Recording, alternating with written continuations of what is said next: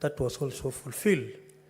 Another observation, Mr. Speaker, is that the nominee holds a degree and is required by the provisions of Section 11(1) and of the National Police Service Act for appointment as Inspector General. Mr. Speaker, it is important to note that the National Police Service Act has most of the provisions as to the requirements, the qualifications of the nominee.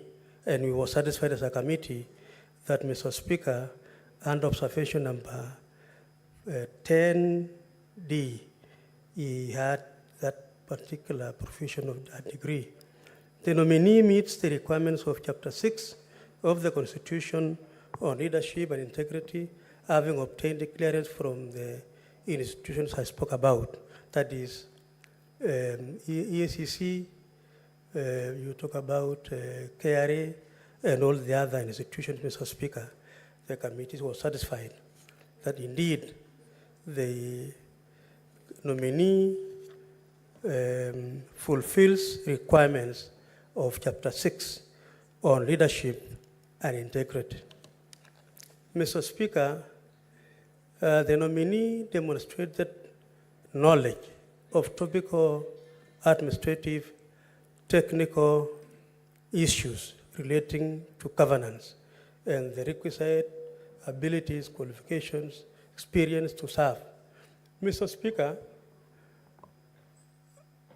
I participated in vetting the immediate former IG.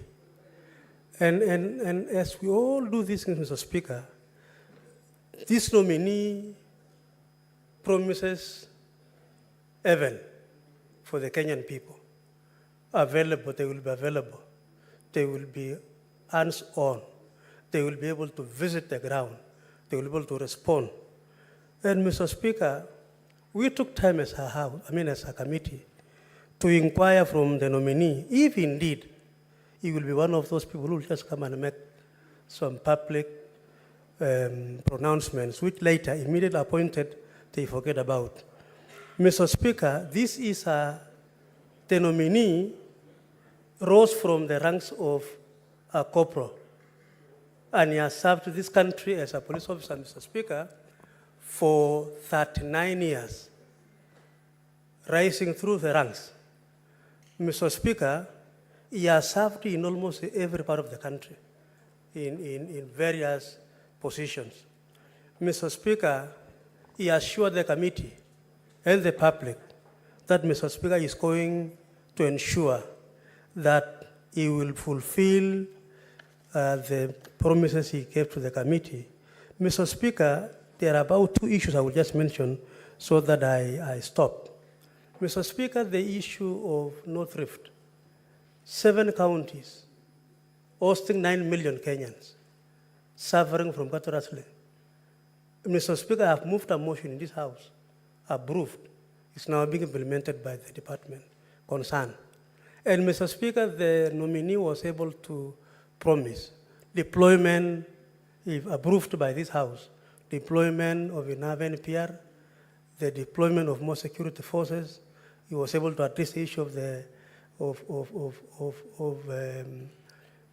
extrajudicial killings, which Kenyans still feel it exists, but he affirmed to the committee, Mr. Speaker, that is something which is going to work on it. Mr. Speaker, issues concerning the robberies going on in our cities and so on. Matters, Mr. Speaker, regarding the welfare of the members, housing, insurance, and so on. So, Mr. Speaker, if because of time, I will refer members to the report because it has all those issues. And so, Mr. Speaker, I want to say that based on the observations made, the committee recommends that the House approves that Mr. Douglas Kancha Kirocho, CBS, OGW, for appointment as the Inspector General of Police Service. Mr. Speaker, I want to end there and request my brother Mungatana to also briefly second this motion so that members will have a moment to debate before we go to the other matter before the House. So I want to request Mungatana to second. Thank you, Mr. Speaker. I beg to move. Senator Mungatana. To thank the Honorable William Cheptumo, our Chairman for Internal Security Committee and Foreign Affairs, and Gabriel Tongoyo, his counterpart in the National Assembly, for the good work they have done in preparing this report. Mr. Speaker, in seconding the appointment of Mr. Douglas Kanja, I wanted to particularly take this floor to commend Mr. Kanja. I know a lot is going to be said in this House, Mr. Speaker, about his very good qualifications, his many years in service, and his excellent performance up to now. But what I want to really emphasize, Mr. Speaker, is what Mr. Kanja has been doing of late, which I want him to start, not to stop from where he started. Mr. Speaker, we are not saying anything bad about the previous Inspector General of Police. But even in his acting capacity, Douglas Kanja has been communicating to the Kenyan people, especially when we were having challenges in the city and other places with high populations around the country. Mr. Speaker, he would come out and tell us, this is the plan the police have. This is what we expect those who want, for example, to express their opinions, where they need to go, what they need to do. This is the way we are going to handle this matter. Mr. Speaker, this is the expectation of the public. And this is the expectation we want the new Inspector General to carry out. We want proper communication. Mr. Speaker, I have sat in this House and spoken about the responsibility of public officers and their responsibility to speak to Kenyans. When we were approving here Dr. Patrick Amoth, I stood here in this House, Mr. Speaker, and I said, we are having issues that need proper communication. We do not want to be told by bloggers what is happening on MPOX. We want the officials of government to speak with authority on these matters. And Mr. Speaker, I was so gratified yesterday when I saw this new Director of Public Health speaking with authority on the question of MPOX. That is not a matter of the PS. That is not a matter of the minister. That is a matter of an official who is technical in the ministry to speak to us with authority so that we are not exposed to the knowledge, half knowledge and quarter knowledge of bloggers, Mr. Speaker, and then they circulate it as the truth. We want the new Inspector General of Police to be addressing that. Mr. Speaker, the minister has his place. The CS has his place. But, Mr. Speaker, we want, when it comes to security matters, the Inspector General of Police must be seen, must be heard, must be felt within the Republic of Kenya. Mr. Speaker, when we see the minister going to Baringo and what, he is a policy man. What we want is the person in charge.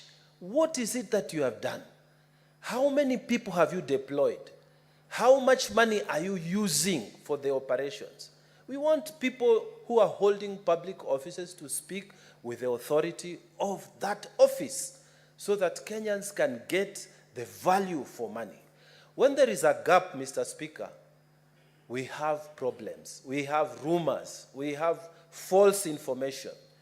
For example, Mr. Speaker, when we had the recent demonstrations that happened, it was the responsibility of the Inspector General of Police to come and say that this is what transpired. The estimated value of property lost is this. We lost some people as police officers, and this is the number that we lost. And the public also, condolences, we lost, and this is the number. You speak with authority and impartially. But Mr. Speaker, we've even had arguments about the number of people that we lost, unfortunately, Mr. Speaker.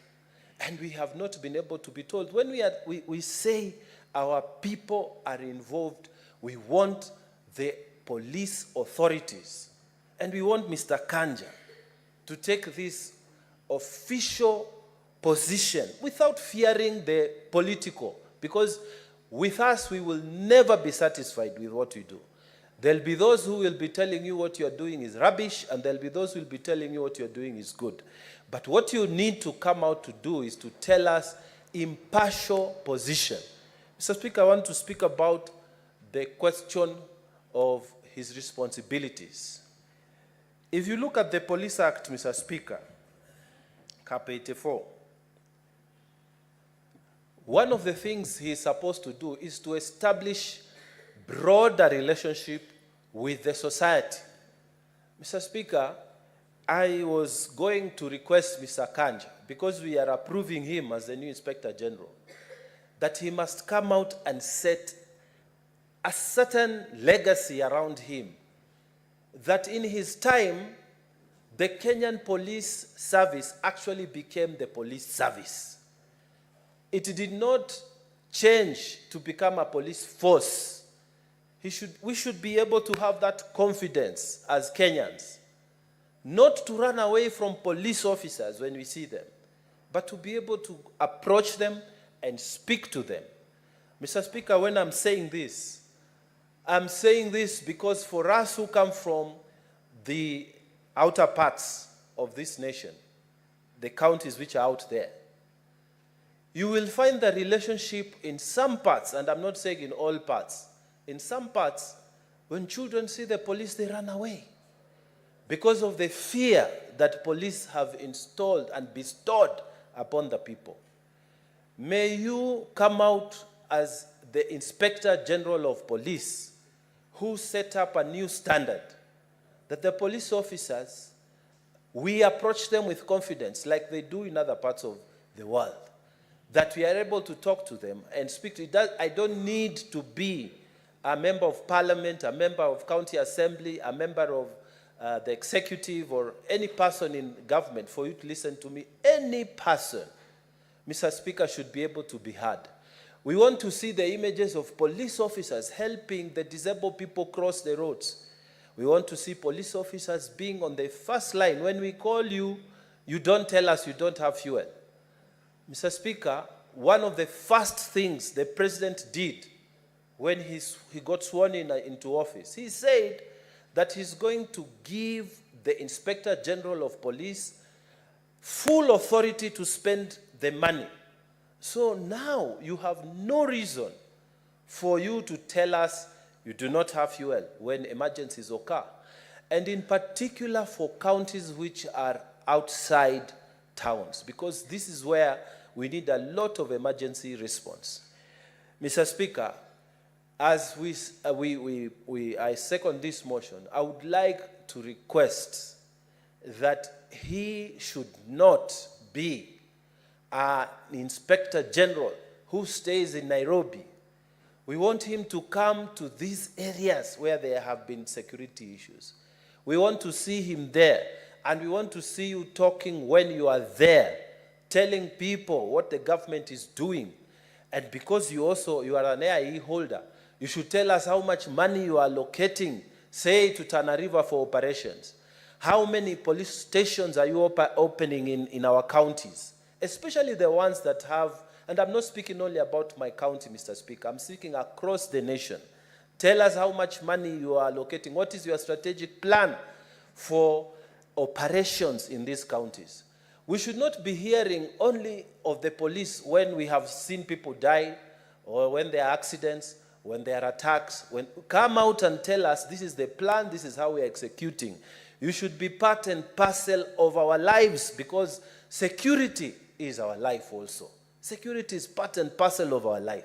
You should be coming to the televisions, to the radios, to the whatever, speaking to us of your plans, so that we don't wait for things to happen. That's when we see you. We want you to tell us in advance that I will be coming to Tana River County, and this is the plan. We have this number of police stations. This is what we are doing, so that we walk with you.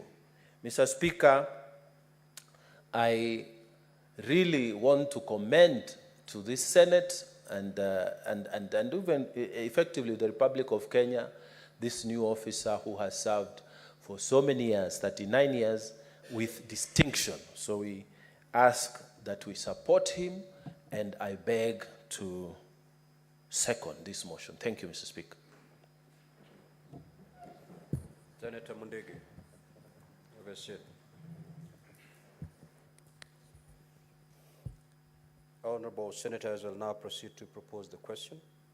The Senate adopt the joint report of the Departmental Committee on Administration and Internal Affairs of the National Assembly and the Standing Committee on National Security, Defense and Foreign Relations of the Senate on the approval hearing of the nominee to the position of Inspector General of the National Police Service laid on the table of the Senate on Monday, the 19th of August, 2024.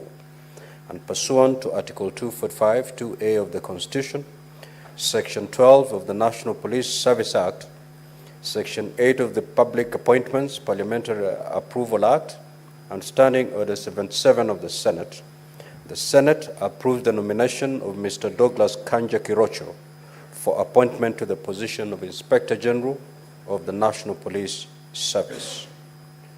Now, the floor is open.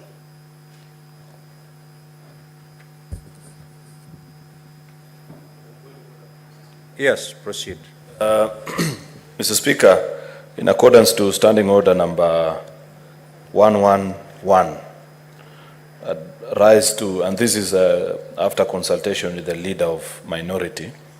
Mr. Speaker, you understand the kind of schedule we have today. We have an impeachment hearing. Yesterday we left here at midnight, and with the Assembly only having presented their side, today we have the defense, and they have quite some work. So we consulted with the leader of minority. I rise with, in accordance to Standing Order number 111 on limitation of debate. We consulted with the leader of a minority and have agreed that let us have 4 representatives from each side speaking for 5 minutes, and we close debate in the interest of the very agenda that is ahead of us. Therefore, that's a request I'd wish to make. I request the leader of minority to second. Minority Leader, can you confirm that that is the position? Yes, I do. Very well. So we will take 5 from each side, each speaking for 5 minutes. Senator Wambua Kiyo.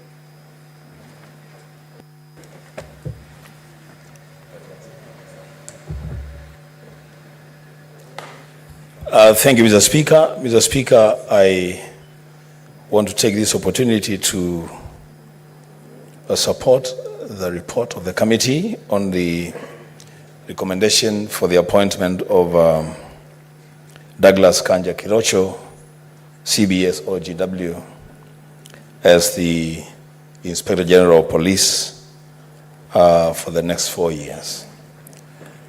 Mr. Speaker, as we wish Douglas Kanja well in the service, Mr. Speaker, we want to remind him of a few things.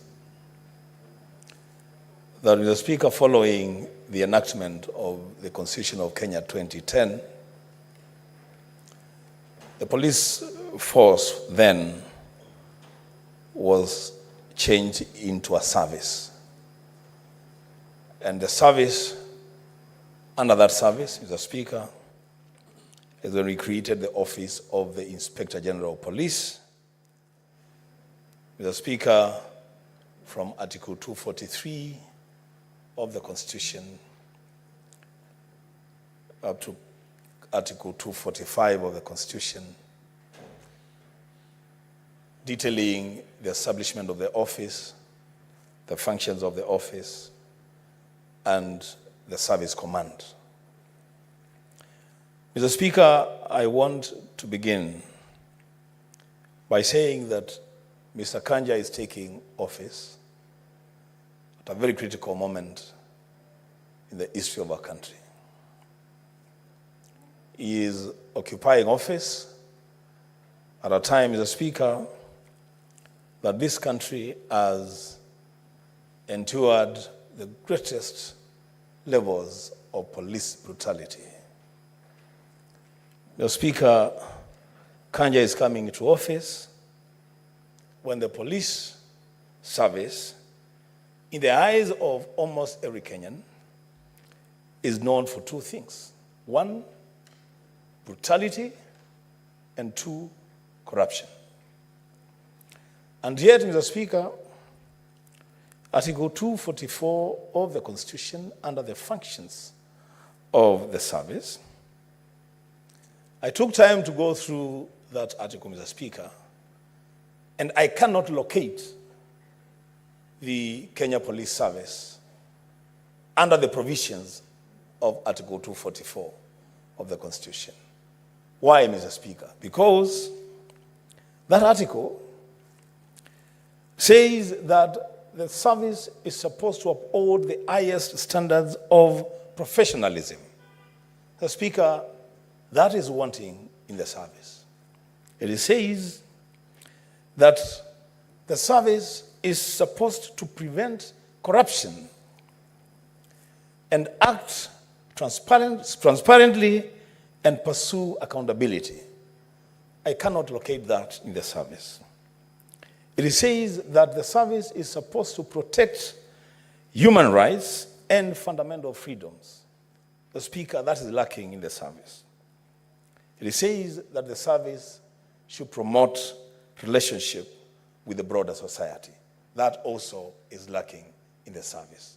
Mr. Speaker, I have listened to Senator Mugatana seconding the motion, and he spoke from my mouth that, Mr. Speaker, a time has come that perhaps the head of the police service must work extra hours, extra time, with greater dedication to change the face of the police service so that a person in dire need, a person who needs help, and they see a police officer on the streets, they run to the officer because the officer will provide help at the time of need. As we speak today, Mr. Speaker, if you are lost in the streets of Nairobi and you see a police officer, it will be very difficult to approach them for help, because probably what may happen is that they may mislead you or even arrest you. Mr. Speaker, and they might even charge you, threaten to charge you with loitering with bad intent. Mr. Speaker, this service must be reclaimed. The glory of this service must be reclaimed. Mr. Speaker, the IG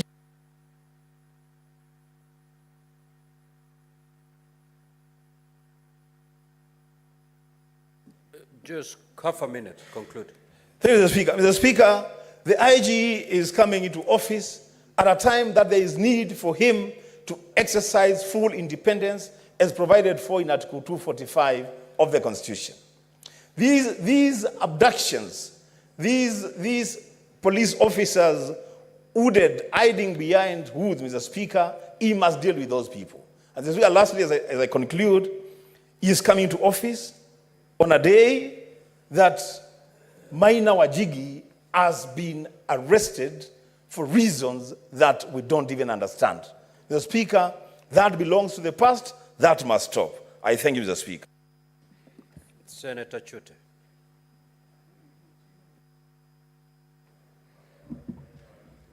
Thank you, Honorable Speaker. Let me also take this opportunity to rise to support this motion. Honorable Speaker, allow me to thank the committees, both committees of the two houses, and the chairs, my friend Chair Cheptumo and Chair Tongoyo. Honorable Speaker, our nominee, IG, Douglas Kanja Kirochi, has done a very good job for this country for the last 39 years. He started with a police constable, as a police constable, and he rose through ranks of, from a corporal to Assistant Inspector General of Police, Senior Assistant Inspector General of Police, and now nominee for Inspector General of Police. Honorable Speaker, I want to also take this opportunity to congratulate the nominee. Honorable Speaker, when he was being vetted, his assets were, as he has indicated, is 46 million shillings. Honorable Speaker, if you look at his earnings per month, for the 39 years he has worked for this country, he was getting 98,290 every month. Honorable Speaker, if you've had other CSS being vetted, some of the CSS, the 2 years they've worked in this government, were earning, or if you look at the asset, were 8,333,000 every month. Honorable Speaker, looking at 39 years of service as a police officer, starting with the rank of a police constable, and he got an asset of 46 million. That is really commendable. Honorable Speaker, having said that, some people are talking about police officers being cruel. I think the problem we have in this country is the police officers are being underpaid. Honorable Speaker, what I would want to ask Mr. Kanja to do, immediately is confirmed. First of all, he must look at the police housing. Honorable Speaker, if you go to Industrial Area Police Station today, Honorable Speaker, the way these police officers live is, I'll tell you today, they are not living like human beings. How do you expect a police officer to work the whole day and going back to those kind of houses? That is terrible. I wanted, if possible, Honorable Speaker, I went to Ileret, my county, one time, and I visited police post and police station. And the way they live, those houses were built in 1950s. And I would want Kanja to visit Ileret and to let him see how people live in Ileret and many police stations. Honorable Speaker, the other issue I want to raise with Kanja, if he is approved, is the issue of Koreans, missionaries, 2 Korean missionaries who were abducted last week. He must visit Moyale. They were abducted in Oda, Moyale. I want him to visit there and see how he can solve that problem. The other issue I wanted to raise, Honorable Speaker, is the issue on the Ethiopia-Kenya border. We have incursions from Ethiopian military regularly into Ethiopia, into Kenya, mainly around Anona, Elebor, and around Sololo areas. Honorable Speaker, our people have suffered. There are IDPs in Sololo as we speak because of the issues we have from the Ethiopian military. The other issue is the issue of NPR. I want Kanja to visit Marsabit, to visit Samburu, visit Garissa, Mandera, Turkana, and Pokot to address the issue of NPRs. We have a lot of shortages on that side. Finally, Honorable Speaker, there are barriers on this road. From Moyale to Isiolo, we have got 18 police barriers. I want Honorable Kanja to address the issue of all these barriers. What are these barriers for? Why do we keep police barriers? They can do patrols. Why do you keep barriers on the roads? And these are all toll stations. Senator Crystal Asige.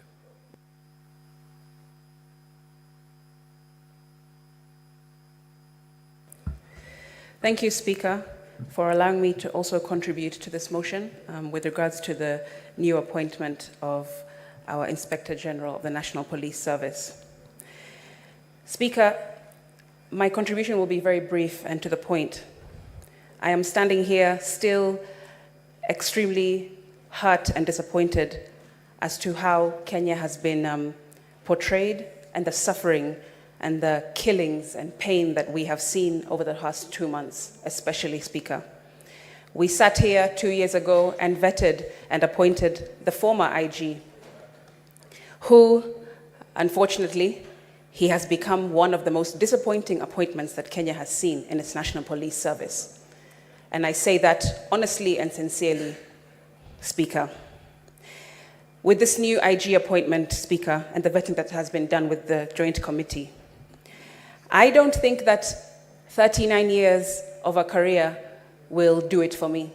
I don't think that a CV really tells what somebody is, his or her morals, and what they intend to do once they get into a position. A CV is just a piece of paper, Mr. Speaker. And an interview process, anyone can speak and have the gift of the gab, as they call it, and woo the entire committee. But frankly, to me, Speaker, the proof will be in the pudding. The proof will be in what he does in his first 100 days, in his first year, in his first day in office, Speaker. That will be what will determine the intention of this new IG and where he would like to take the National Police Service. Speaker, 2 months later, we still have conflicting police reports. And I wish that this be his first order of business. Conflicting reports on how many people have died in the anti-government protests the last 2 months. We have heard the president give his number, IPOA give their number, the Kenya National Commission on Human Rights give their number. And still, right now in the mortuary, we have over 240 unidentified bodies sitting, lying, and with no clue of where they came from. Some of them have been changed in terms of they've been picked up in one location, and you go to the morgue and you see that they have a tag saying another location for another crime or another accident. Mr. Speaker, it's an absolute mess. And I wish that this become his first order of business and become his priority if and when he gets into office. Mr. Speaker, 2 months later still, we still have bodies, like I said, unidentified. We have abductions still going on, with the most former that has gone viral on the internet being of a popular blogger named Maverick Auko, just released yesterday. Mr. Speaker, 2 months later, we still have families who are left in the dark. They don't know where their kids are, their family members, their loved ones. What is your point of order, Senator Mandago? Honorable Speaker, standing order 105 on statement of fact. I've heard Senator Asige say Aogo was abducted. There's a difference between police arrest and being abducted. I think it is time that we also set record straight that the police must be left to do their work. That is the reason why the Honorable Parliament... Order, Senator Kiyo. Minority Leader. Order, Senator Mazai. Yes, Honorable Speaker, you must protect me because I get surprised when senior counsel like Omogen, who was in this house and passed the Cybercrime Act, would want to gag the police from doing their work. Can Senator Asige substantiate allegation of abduction? Otherwise, she should withdraw the statement and apologize to the police of this country. Senator Crystal Asige, you have made a very heavy statement that a blogger was abducted. Are you in a position to substantiate that claim? If not, then you may proceed to withdraw. Mr. Speaker, as I was contributing, perhaps a good senator from Wasingishu didn't hear me correctly. What I said was that on social media, there are reports of a blogger who has been abducted. I did not say, Speaker, anything else apart from that. Speaker, I'll continue. What I was trying to continue to say is that there are still families who are also left in the dark. Senator Crystal Asige, you've said abductions are still going on. I heard you correctly. Right. Abductions don't happen in social media. Speaker, the reports that are coming from social media, I said, are that there are still abductions ongoing. But you know, social media may not be the correct source. Correct, Speaker. And I hope that the new IG that is incoming will unturn every single stone so that we can get down to the bottom of these reports. Honorable Senators, order. Did you verify the information you got from the social media, Senator Crystal Asige? Speaker, I was continuing to say that I'm hoping that the new IG will take it upon himself to prioritize unturning all of these stones and all of these allegations that are ongoing so that we can find out the truth and he can do his job in informing the country of the true position of what is going on, Speaker. Proceed. Thank you very much, Speaker. Speaker, families should also be given information about their whereabouts of their loved ones who are still missing, who are still seeking for answers to questions that they've been having over several months now, Speaker. Mr. Speaker, I also want to say that I hope that the new IG will take note of the court ruling that has pronounced itself clearly about using live bullets, about clothing, and masked officers roaming our streets, Speaker. I hope that this will also be rectified through his tenure when he reaches the office that he is going to assume soon, Speaker, because these kinds of things cannot continue in a republic of Kenya. We are not a banana republic, Mr. Speaker, and I hope that this is definitely prioritized by the new IG. Mr. Speaker, I hope that he works to follow the law, not work to follow anyone else's orders or anyone else's opinions or anyone else's way of doing business, Speaker, is what I'm saying. The law is clear and it's very concise, and he needs to, hopefully, I want to believe that he will be following it. Senator Sik.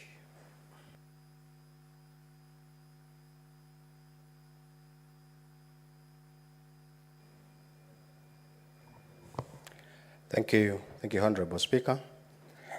Thank you very much for this opportunity that you've given me also to come to support this motion and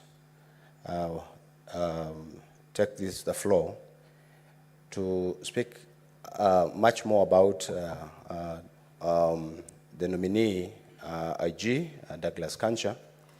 At this opportunity when the country really want to have the IG at the moment. Honorable Speaker, I happen to be in the Committee of National Security in the Senate Joint Committee with National Assembly, and we had an interactive session with the nominee, and we realized that the experience the nominee has and has worked in this country is quite enormous, and we were a bit impressed, and we really brought this to the limelight of the entire country, that this is the right nominee, somebody who have come from the constable to the position of the Deputy Inspector General of Police. This is enormous. This is something that we really encourage. We thank God that we can really still have officers who can work through ranks, different ranks, without even going to a different rank. He went through all the ranks, from the first rank of the or corporal to the Director General of Police.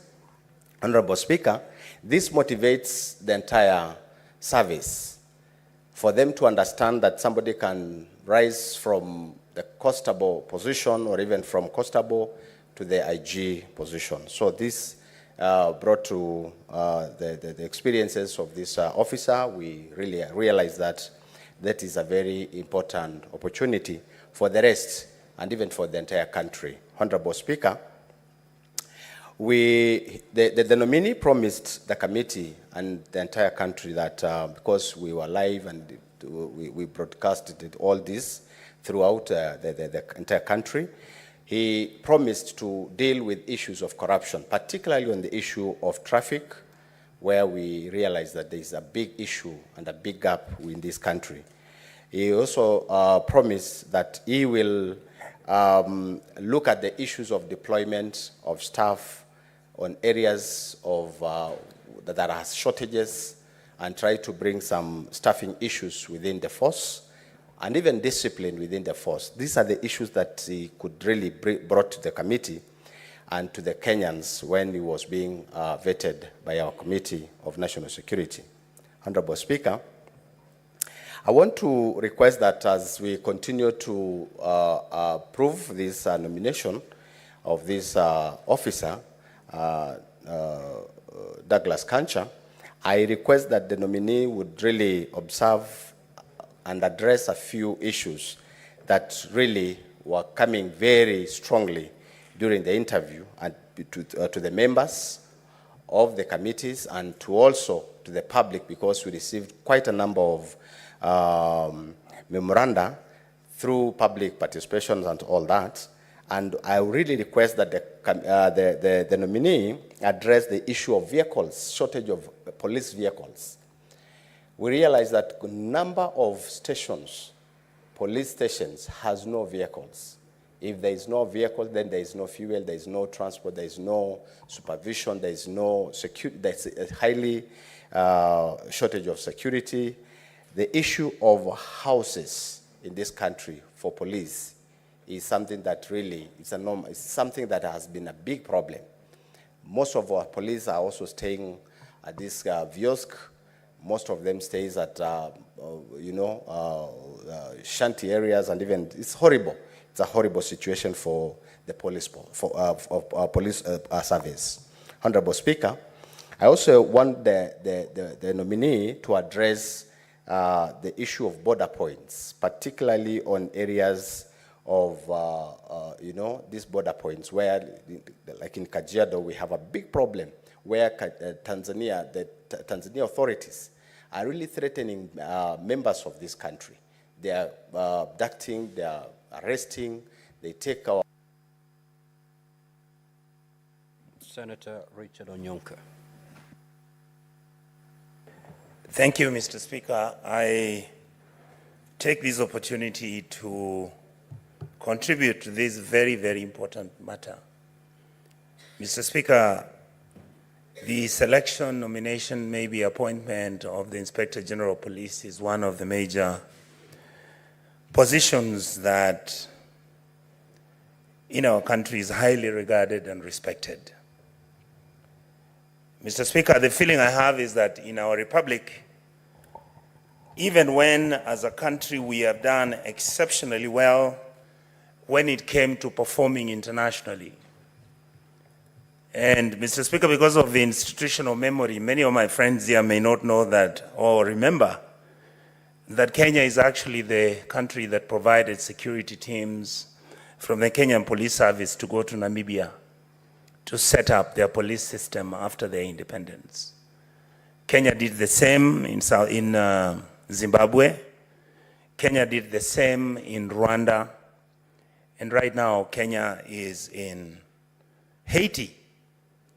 Internationally, we've kept a highly respectful kind of engagement, and people have known us as a country that believes in the rule of law and a country that has performed quite reasonably well when it came to our police service.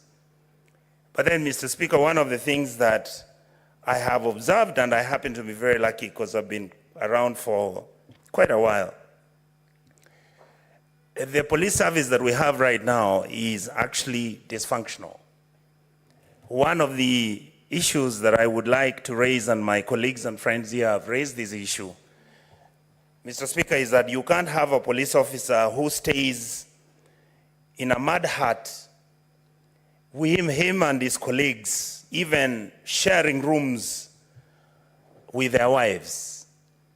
We can't have a police service, Mr. Speaker, where a police officer sometimes is transferred unilaterally because he has annoyed some big person somewhere where their rights are violated.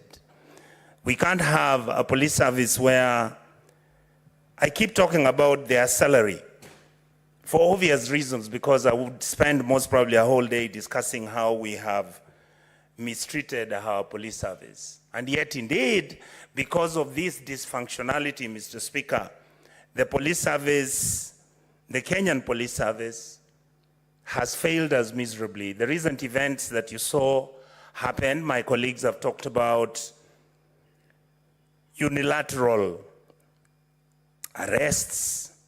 Mr. Speaker, if you look at it right now, a gentleman called Jimmy Wanjigi was arrested. His house was demolished.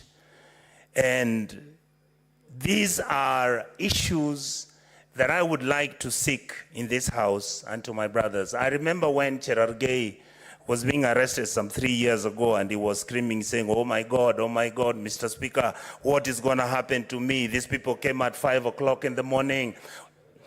Mr. Speaker, at that time when Cherargei was speaking, Senator Cherargei was speaking and crying, I thought he had lost his mind. Mr. Speaker, I would like to encourage Mr. Kanja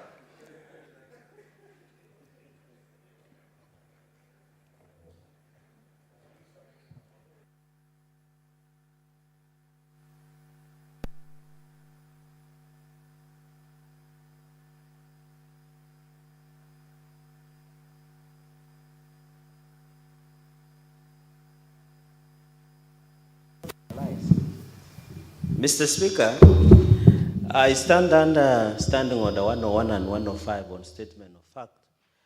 Mr. Speaker, is it in order to go on the answer of this House that I was yelling and crying? Me, I'm a dry Kalenjin man who was circumcised in 3 a.m. in the morning. Is it in order for the Senator of Kisii to insinuate I was crying? In fact, I was arrested naked, but I've never cried about it, Mr. Speaker. Can he apologize to me and the great men of Nandi and the people of Nandi, Mr. Speaker, in the spirit of Koitalel Samoe and the Talai, Mr. Speaker?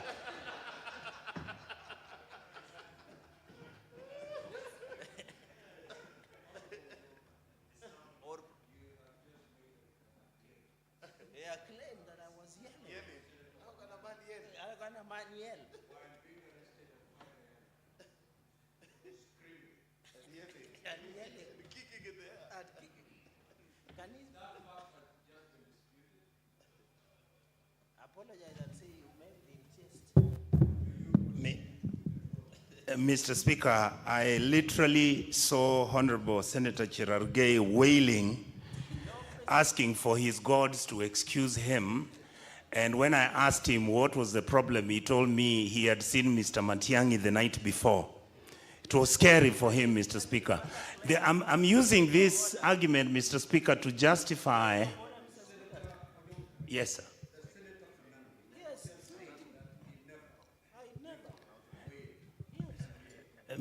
Mr. Speaker, could you allow me to look for...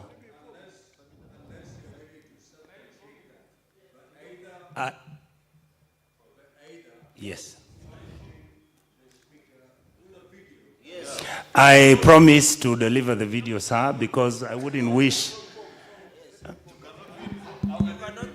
Mr. Speaker, Honorable Okongo Mogeni would like... I have not given the permission. So upon our return, because yes, we'll proceed on recess today. Yes. At the adjournment of this House, we'll proceed on recess.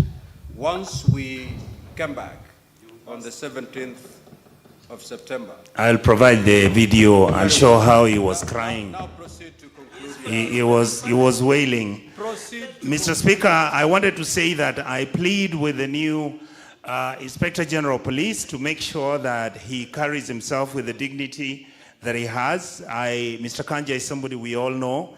I would like him to look at several issues, but I want to plead with this House and the National Assembly for the police service to perform. They have always said, and I believe them, Mr. Speaker, because we went as a committee and met the team from the police service during the Shakahola hearings. And Mr. Speaker, our forensic labs hardly work. The police vehicles don't have fuel. You find that the police officers don't even have insurance for themselves. You find that most of the issues that are involving the police are treated casually. I would like to plead that we provide them with the necessary funding, make sure that this aspect of corruption and aspects of roadblocks being stationed everywhere on our roads, I think it needs to be rationalized. And to finish, Mr. Speaker, I would like to say that I hope that Mr. Kanja will do an excellent job, make sure that this House interfaces with him, because we are the ones who will be oversighting him. I believe that he is a man who's capable of understanding that he must be seen to offer justice, he must be seen to be fair, and he must be seen to be a person who's willing to make Kenya a better place than he found it. Other than that, Mr. Speaker, I'd like to say that I honestly do feel that Mr. Kanja will be able to manage this office, and I hope that my colleagues in this House will be open enough for us to make sure that we begin to change our systems which are failing. Our children who are killed, we don't have the data. That has already been mentioned, Mr. Speaker. So I would like to say that some things we need closure, some things we need to be honest with ourselves, because if you don't have justice, you cannot have peace. Thank you, Mr. Speaker, with those very few remarks. Senator Kenyu. Senator Kenyu.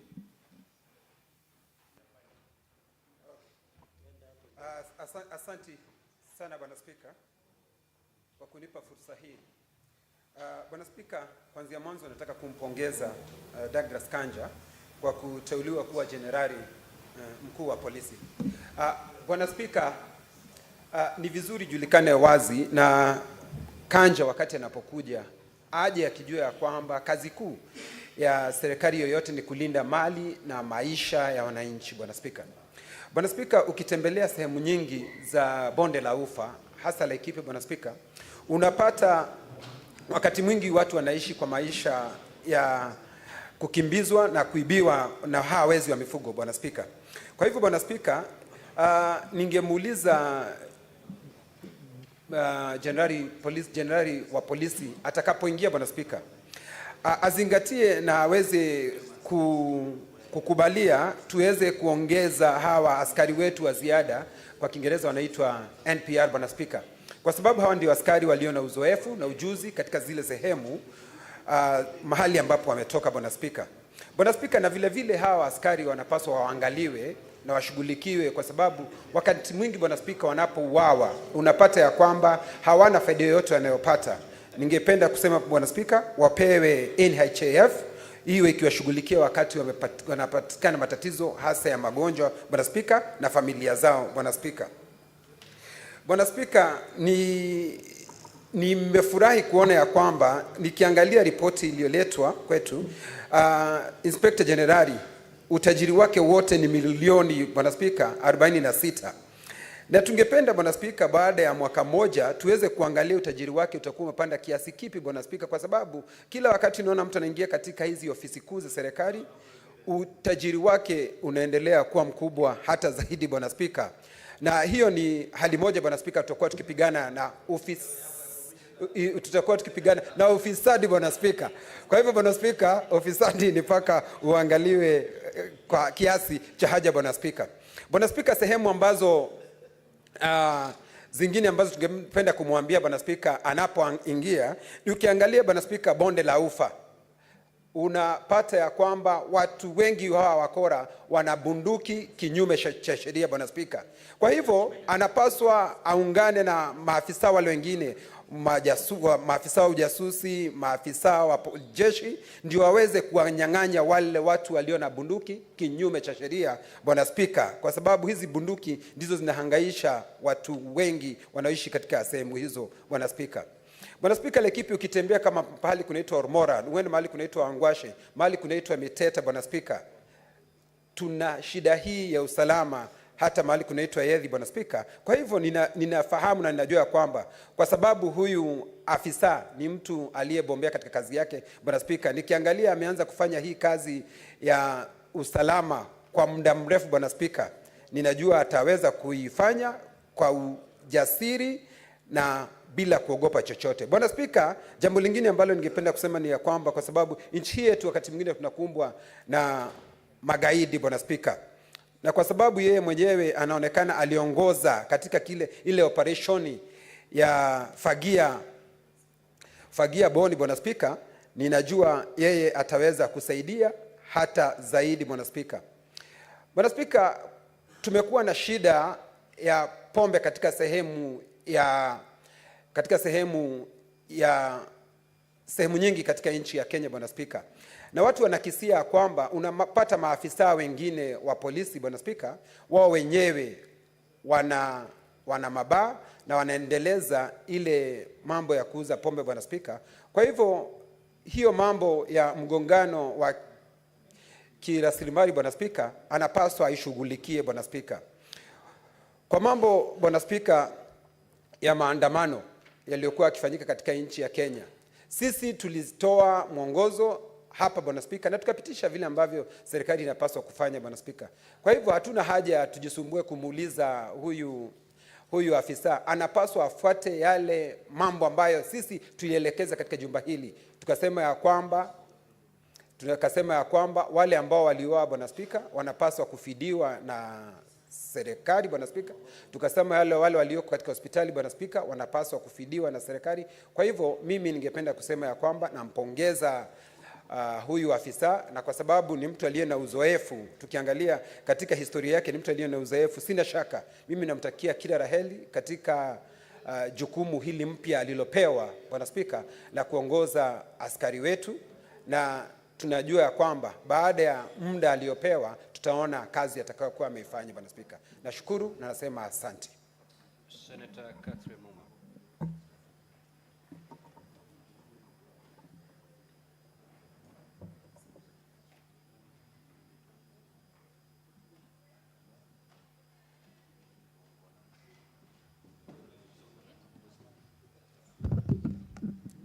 Thank you, Honorable Speaker, for the opportunity to contribute to this motion. I wish to support the decision of the joint committees on the appointment of Mr. Douglas Kanja to the position of IG.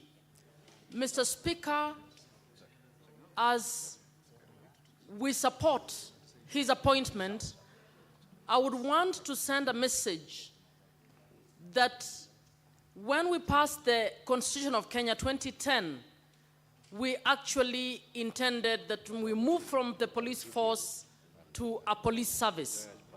Mr. Speaker, Article 244 of the Constitution that guides on how the police can be a service has to date not been implemented.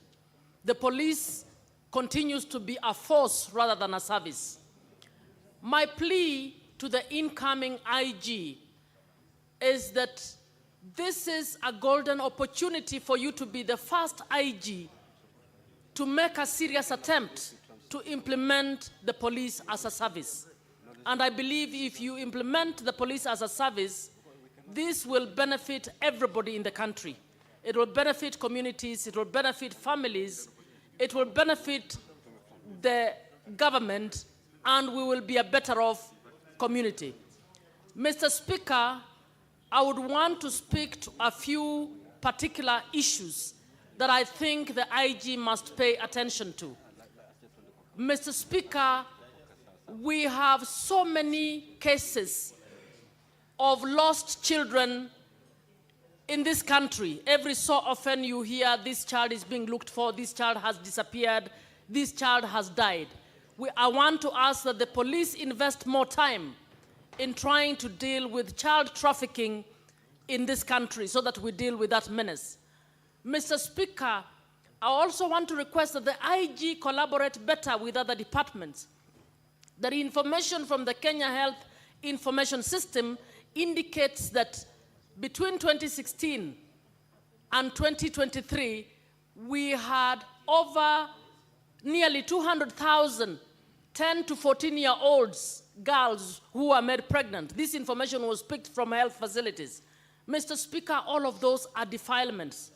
Do we have a similar number of prosecutions in our courts? No, we don't have it, because these cases are not prosecuted, are not followed, because the provincial administration from sub-chiefs and the others, including the police, actually get into negotiations instead of prosecuting these cases.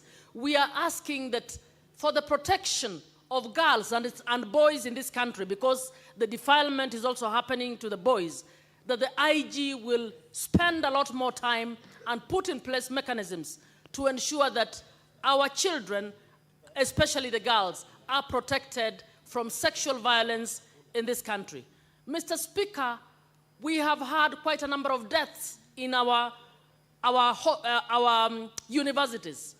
We've had brutal deaths that happen where people are murdered, especially girls. We are asking that he also looks at that. And finally, Mr. Speaker, I'd like to speak to the new issue where police are covering their faces, using cars without number plates, hiding their identity. Mr. Speaker, why would police mimic terrorists? How would I know that this is a police officer when the police officer is behaving like a terrorist, like a robber? We need the IG to immediately stop the new practice in the police where they are mimicking terrorists and terrorizing the society in the manner in which they are carrying out, particularly when they want to arrest the persons who have made political speeches. Recently, my former colleague, Khalef Khalifa, former commissioner, was arrested by people who are hooded. And when he tried to get to ask for his rights, they actually then... Senator Muma, your time is up. Just wind up. Thank you, Mr. Speaker. Thank you. Senator Wamatinga. Thank you very much, Mr. Speaker, sir. Let me kick off by thanking the both combined committee of the Senate and the Parliament for the approval of IG nominee Kanja. Mr. Speaker, sir, I have the privilege of knowing Kanja since I was a young boy, and I know his commitment, his dedication, his journey in the police force has been quite long. Indeed, 39 years of experience, Mr. Speaker. Having worked in all lanes in this country, having served in different challenges, indeed, he has what it takes to take the police force to the next level. Mr. Speaker, sir, we know we've come from an age where we've been confronted by a new challenge of the Gen Zs. This is a tribalist approach to doing things. This is a generation that is leveraging the technology to have their things done. Mr. Speaker, sir, my prayer to the nominee is that he equally leverages technology, he uses IT to advance, to promote, and most importantly, to ensure that the safety and the security of Kenyans is guaranteed. Mr. Speaker, sir, we came some times back with the initiative of the Nyumba Kumi. This was a noble concept that has not taken deep root because it has lacked support from the structural and the structured forces. Mr. Speaker, sir, my request to the new IG is to leverage the Nyumba Kumi initiative, ensure that they are given adequate technology in line with the community frontiers so that we can be able not only to capture data, but also to timely, effectively report occurrences in any part of this country. Mr. Speaker, sir, being a people-centric approach in offering police services would require that we Kenyan citizens also change our approach in the way we do things. It is a high time, Mr. Speaker, sir, we stop looking at police forces as our adversaries, but look at them as our partners so that we can be able to promote the well-being of each one of us. Mr. Speaker, sir, most of the activities, if not all the activities, criminal or otherwise, are conducted among the citizens. It is our sons, it is our daughters, it is our fathers and our mothers who commit these crimes. Mr. Speaker, sir, having lived for over 20 years in a country, in a European country, I saw that people do take a very active role in reporting incidences to the police. Indeed, if we were to do this, Mr. Speaker, then we would also promote the welfare of not only the police, but the welfare and the security of every Kenyan. Mr. Speaker, sir, it is also important we recall the slogan of the police, utumishi kwa wote. However, Mr. Speaker, we as the registratures, we must also enhance the budget that is allocated to the police services, as has been mentioned by my colleagues, so that we ensure they have decent houses, they have adequate equipment, but most importantly, Mr. Speaker, that the excuse they always get of not having fuel, not being well motorized, not being well equipped, comes to an end. This, Mr. Speaker, sir, can only be done if we are very deliberate in ensuring that the budgetary allocation to the police forces and to all the discipline forces matches the demand and the technology that is required in the present age. Mr. Speaker, sir, the Kenyan police performance in Haiti, as much as it was talked ill about, we are very, very proud because they've been able to bring some sanity. Mr. Speaker, sir, it is this dedication, the utumishi kwa wote dedication, that makes Kenyan police, that makes Kenyan people shine. Mr. Speaker, sir, as I wind up, I would want to say Mr. Kanja has what it takes to take this country to the next level, but most importantly, I urge my colleagues to be very supportive in terms of being deliberate in the county level and in the national level by allocating adequate resources so that the police can be able to deliver and most importantly get adequate resources in terms of their facilities, housing and otherwise, that they can also work in human condition. Mr. Speaker, sir, in a generation that is getting ever younger, it is the high time that we look at leveraging the technology. Thank you. Senator Mogeni. Thank you, Mr. Speaker. From the onset, I want to congratulate the IG nominee, Douglas Kanja, for having gotten a chance to serve, I believe, as the fourth Inspector General of Police. But, Mr. Speaker, Kanja takes office, will be taking office during very, very challenging times, Mr. Speaker. I want to state here that his first responsibility, Mr. Speaker, should be to ensure that the police respect the provisions of Article 244 of the Constitution. We need to restore public confidence on our police being a police service and not a terrorist unit. Mr. Speaker, I've just been wondering, those out there who are looking at us as a country, when they see police officers arresting Honorable Keter the way they did, coming from church with his wife and child, and he's picked like terrorists are arresting somebody, Mr. Speaker. How does the international community look at us, Mr. Speaker, when we raid the house of a former presidential candidate, Maina Wanjigi? You maliciously damage his property. No, it's not right, Mr. Speaker. We must say these things because it's affecting our image out there, Mr. Speaker. Why should the police arrest people with hooded, hiding their faces? Are they thugs? Mr. Speaker, anybody arresting me, I should be able to know who that person is. I should have a right to inform my lawyer, Mr. Speaker. I want Kenyans to be arrested the way Senator Mandago was arrested. The police approached him and said, "Sir, could we kindly arrest you?" Mr. Speaker, that's how I want it to be done.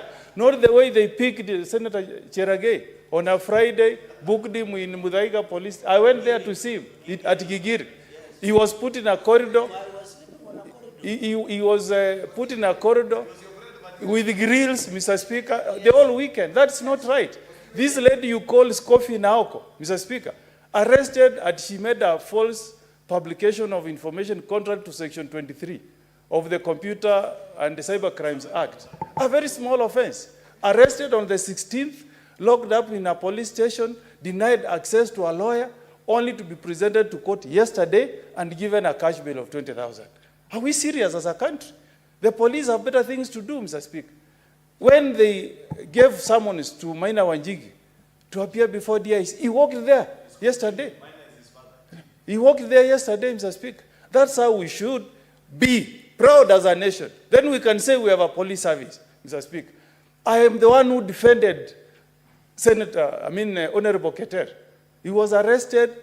The ESCC published his name on the run to elections and said this is the big fish that we got. I did that case for him in Naivasha. He was acquitted. But before he was acquitted, he was in police detention for 2 nights before he was charged in Naivasha, Mr. Speaker. We don't want this kind of the police being used to do malicious prosecution. And I'm sure even Senator Cherargei, in the fullness of time, he will be a free citizen, Mr. Speaker. So we want, Mr. Speaker, our police service to fight crime. Look at the corruption. Senator Cheruiyot, every weekend I drive from Nairobi to Nyamira. On the road, the police officers have put up toll stations, collecting money from Kenyans who are honestly trying to make a living from doing matatu business. It's not right, Mr. Speaker. And the Kenyans, when they enacted this constitution, they put it in Article 244 that the police should prevent corruption, Mr. Speaker. So if this guy can change that image, we can be proud as a country, Mr. Speaker. So he should take office knowing that 2 of his predecessors resigned from office. The first IG, Kimaiyo, was forced out of office. Koome resigned out of office. We don't want that demon to follow him. Let him serve Kenyans, respect the Constitution, respect human rights, and he leaves a mark, Mr. Speaker. That's the only country, that's the only time we will all say, as Kenyans, we passed a constitution that put in place a police service that is there to serve Kenyans. I support his nomination. Thank you, Mr. Speaker. Majority Leader. Mr. Speaker, sir, I know I have 2 minutes, but I want to spend them very, very quickly. In 2.5 minutes, I'll say what I need to say. Then I'll donate the rest of the 2 minutes to Senator Cherargei, who wants to say something on this topic. Just 2 things, Mr. Speaker. Number 1, the reason why I give a vote of approval to DIG Kanja is that I know, Mr. Speaker, that he's a man of his word. And I want to give him my vote of approval on behalf of the people of Kericho, but with only one assurance. Senator Okongo has spoken about something that I'm very passionate about. If you drive from a place called Total to Kaplong or Chebila to where we border with Senator Okongo Omogeni, you will count more than 20 police stops. And there's nothing else they're doing other than collecting money from matatus. I want to tell Mr. Kanja that the only reason I'm giving you a vote this afternoon on behalf of the people of the Kericho is with the assurance that those police roadblocks will disappear. I don't want to see those toll stations in Kericho. And that is the only deal that I want to enter with him. Second and the final thing, Mr. Speaker, is that I was in the UK last week. And this is just overall about institutions of oversight, Mr. Speaker. You know that they had riots in the UK 2 weeks ago. As we speak today, Mr. Speaker, the police have been able to round up those who are inciting people to violence, including online. The judicial system is so efficient, Mr. Speaker, that those people 2 weeks down the line are in jail already. We need to see that level of efficiency, Mr. Speaker, between the police and the judiciary so that we don't discuss these small issues like the state of arrest or the modus operandi of police while effecting arrest, Mr. Speaker. Therefore, it is my sincere hope that IG Kanja will infuse the level of professionalism that Kenyans are yearning for, Mr. Speaker, into the police service. With those main remarks, I support I yield the remaining 2 minutes, Mr. Speaker, to Senator Cherargei. Remaining 1 minute. Thank you, Mr. Speaker. With your indulgence, I want to support this report of the Committee of National Security, Mr. Speaker. As a guest of most of the police stations, Mr. Speaker, I have slept.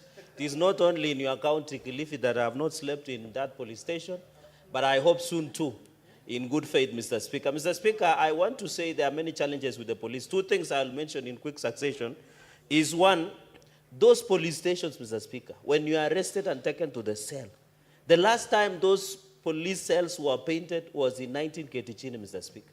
When you go, the toilets, Mr. Speaker, are pathetic.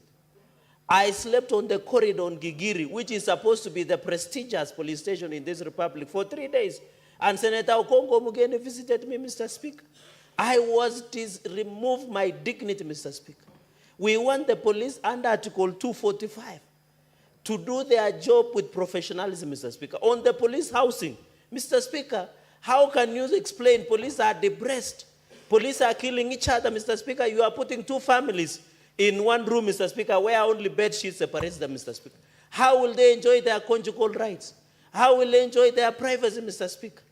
If you leave your wife and go to night patrol, the other police might patrol your wife at night, Mr. Speaker. Mr. Speaker, we must give dignity. And I want to challenge the man from Biriri, Inspector General nominee DIG Kanja, the man from Biriri village, to talk with the president and do affordable housing program across all police stations, Mr. Speaker. Mr. Speaker, I'm happy that the issue of body cameras is being introduced to monitor crime and ensure the police are held accountable to the highest police standards across the world, Mr. Speaker. Number 3, Mr. Speaker, is on the police uniform. What happened to the blue police uniform? Nowadays, you get police that are donning green camouflage. Everybody, from DIG, IG to everybody, Mr. Speaker. The issue of police uniform must be sorted out to avoid confusion, Mr. Speaker. Finally, on the financial autonomy, Mr. Speaker, we must agree that the fact that Inspector General of Police is given financial autonomy, Mr. Speaker, it should be reflected, Mr. Speaker. I want to agree with Majority Leader on police stops, Mr. Speaker. When you go to Kapsabet, when you are coming from Kisumu, Mr. Speaker, coming from Eldoret at the airport, at Matunda, Mr. Speaker, there are so many road police blocks, Mr. Speaker, that you are not told what these toll stations are about, Mr. Speaker. We want to see professionalism. I saw Senator Onyonga, Mr. Speaker. You remember when he was the MP, there were allegations that he bought sugar through CDF, DPS deals through CDF, Mr. Speaker. When police were looking for him, how could they have done, Mr. Speaker? If, for example, Jimmy Wanjigi, Mr. Speaker, would have summoned himself, Mr. Speaker, and appear before the police, Mr. Speaker. I want to say, Mr. Speaker, when you are needed by the police, you must submit yourself, Mr. Speaker. If you cannot submit yourself, the police can break, Mr. Speaker, into the bunker, Mr. Speaker. I support that. Thank you, Mr. Speaker. Point of order, Mr. Speaker. Order. Mr. Speaker, Honorable Cherargei just mentioned me adversely wrongly because I never sold sugar using CDF. And the case I had, I won. He's just making this for political expediency because I said he was running and crying like a baby. The point of order is that unless you have a Senator Fernandez. Senator Onyonka, just take your seat. Thank you. Senator Gidogo, 2 minutes and we wind up this so that I put the question. I say allegations. Thank you very much, Mr. Speaker. Mr. Speaker. Order, Senator Fernandez. Order, Senator Fernandez. Mr. Speaker, I want to thank you for giving me this opportunity to contribute into this very important approval motion, Mr. Speaker. Mr. Speaker, I was privileged to be among the people that vetted the Inspector General of Police. Mr. Speaker, I want to confirm to this House that the Inspector General, Mr. Speaker, demonstrated a wide range of experience for 39 years, Mr. Speaker, and the committee was convinced beyond reasonable doubt that Mr. Kanja is suitable for the position, Mr. Speaker.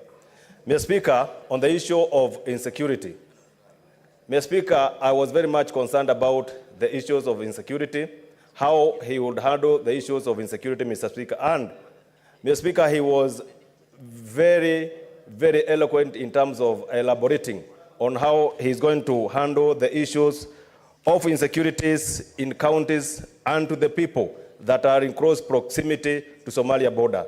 Mr. Speaker, he had an experience in terms of handling the insecurity in the counties that are in proximity to Somalia borders, having worked in Lamu, county that I come from, Mr. Speaker.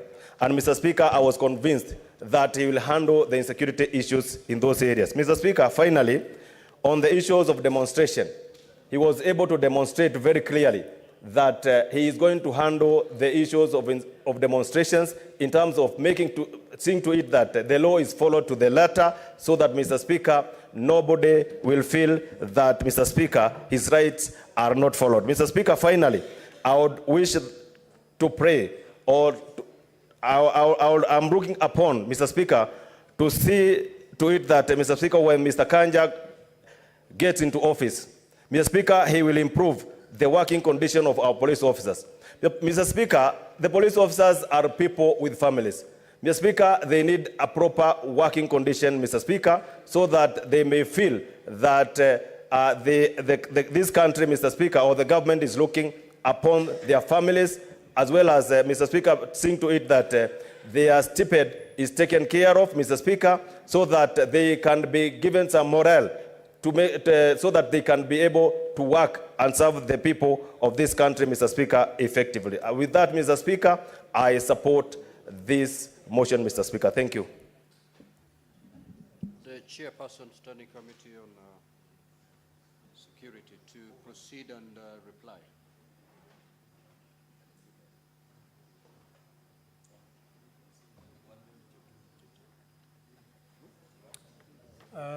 Thank you, Mr. Speaker. I want, first of all, to thank all members who have spoken to this motion, and I'm happy that they actually all supported. Mr. Speaker, the issues raised by members, ranging from the issue of improved communication of the police, improved relationship between the public and the police service, matters touching on implementation of Article 245 of the Constitution, issues of roadblocks, issues of general welfare of the police officers. Mr. Speaker, these are the issues that the honorable members have been able to raise. Mr. Speaker, when we had the nominee before the committee, all these issues, actually almost all of them, Mr. Speaker, were raised. And I want to say that if you want to know the way the IG thinks about these issues, refer to the report that we have been able to table in this House. Mr. Speaker, I wish, therefore, to say that this is the day and the time for us as a House to make a decision and give our approval for the member. I therefore reply, Mr. Speaker.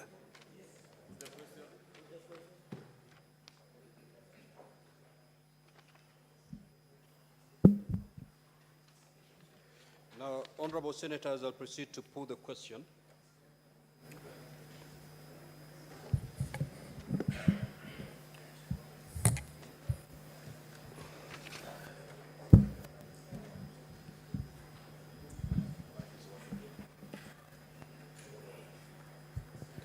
That the Senate adopts the joint report of the Departmental Committee on Administration and Internal Affairs of the National Assembly and the Standing Committee on National Security, Defense, and Foreign Relations of the Senate on the approval hearing for the nominee to the position of Inspector General of the National Police Service, laid on the table of the Senate on Monday, the 19th of August, 2024, and pursuant to Article 245(2)(a) of the Constitution, Section 12 of the National Police Act, Section 8 of the Public Appointments Parliamentary Approval Act, and Standing Order 77 of the Senate approves the nomination of Mr. Douglas Kanja Kirocho for appointment for the position of Inspector General of the National Police Service.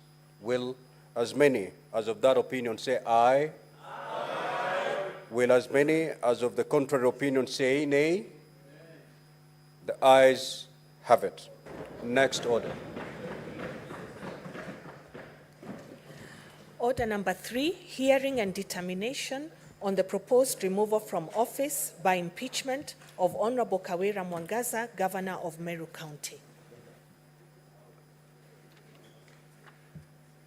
Do we have the parties in the House? Secretariat? Clerk, do we have the parties in the chamber? Now, honorable senators, yesterday we heard the case of the county assembly, and today we are going to hear the case of the governor of Meru County. I'm informed that at the adjournment of the House yesterday, that is last night, there are some senators who had expressed their wish to seek clarifications from the council of the county assembly. Now, the system is not helping today. I'm unable to look from my dashboard to get to know who intended to seek any further clarification for the council. And therefore, yes, Senator Fernandi, what is your issue?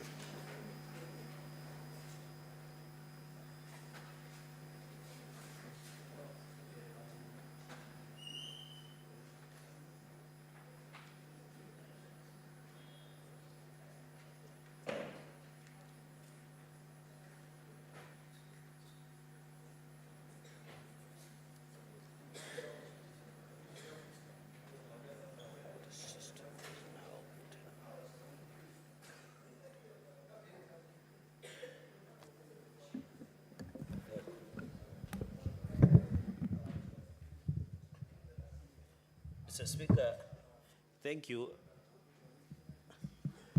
Thank you, Mr. Speaker. I hope the PSC Commissioner, Senator Kinyo, is noticing also we need welfare like police. Mr. Speaker, yesterday we wanted to seek further clarification from the Council of the County Assembly. I remember the first witness was being stood down, and some of us wanted to seek further clarification. Would it be in order to proceed? We will proceed to seek clarification from the Council of the County Assembly. Okay. Thank you. For half an hour. So at exactly 11:34, we should embark on the case of the county governor. Mr. Speaker, through you, yesterday I wanted to know from the pleadings that the County Assembly, through their council, read by Mr. Ndegwa, which of course, one of the issues I wanted to know in the pleadings, it was never indicated whether an invitation to the governor of Meru was sent out during the impeachment proceedings at the County Assembly of Meru. So I would want to know whether there is a proof to that effect, because I've seen the pleadings and submissions that have been made. If Mr. Ndegwa and the team, the youthful councils, could provide. Mr. Speaker, the second point is whether the councils, in case the governor was invited to appear before the County Assembly, whether there were any communication to that effect, where she got the receipt of that appearance, and whether it was confirmed.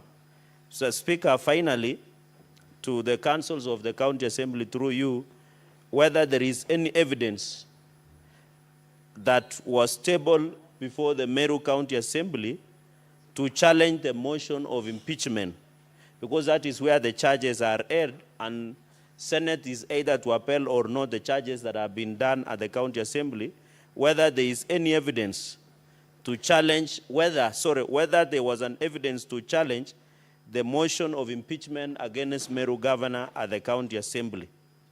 So, Speaker, and finally, there was an argument over the Office of the Auditor General report, where the reading of the Constitution and the feeling of some of members, Mr. Speaker, through you, felt that the fact that the OAG has generated a report, the Office of the Auditor General, can it be quoted as a legal document, or can it be used persuasive in any of the pleadings or any case that is before the House? So I would want to know the opinion of Mr. Ndegwa and the County Assembly and the Youthful Council, whether that one can be taken into consideration. I thank you, Mr. Speaker, sir.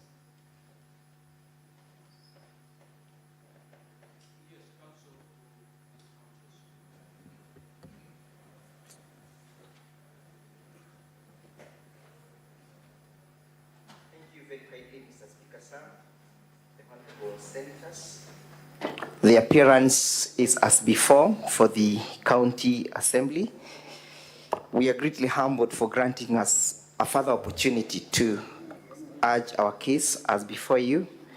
We do not take it for granted that the Senate creates time for that particular engagement. We are greatly humbled. In response to the inquiry by my learned friend, Mr. Chergei, the Senator, I refer you to Volume 4 of the County Assembly documents, where we have the index and description of the document that we have filed. At page 55, if Honorable Senators, you are with me, at page 55 of Volume 4 of the bundles by the County Assembly, you find a notification of the impeachment motion dated 31st July. This notification was issued by Honorable Zipporah Kinya, MCA, and the Deputy Majority Leader. It was addressed to Her Excellency the Governor, Honorable Kawira. It was notifying her of the pending proceedings before the County Assembly. Of course, Honorable Senators, permit me to indicate to you that this was pursuant to Honorable Lady Justice Cherere findings in Meru's High Court in the first impeachment, that the mover ought to notify personally to the intended respondent, who is the governor. Equally well, at page 56 of the same document, Volume 4, Honorable Senator, my learned friend Mr. Chergei, page 4, Volume 4, page 55, which you've just dealt with. We are now turning to page 56, where you find a letter from the County Assembly of Meru, the Office of the Speaker. The letter is dated 31st of July. The same is addressed to Her Excellency the Governor, Honorable Kawira. It's an invitation to respond and appear before the County Assembly for the removal from office of the Governor of Meru County pursuant to the motion. The same was prepared by the county, by Ayub Bundi, who is the Speaker, and it was duly served upon the Governor, where she acknowledged receipt by stamping on the said document on the same date, 31st July, at 4:16 p.m.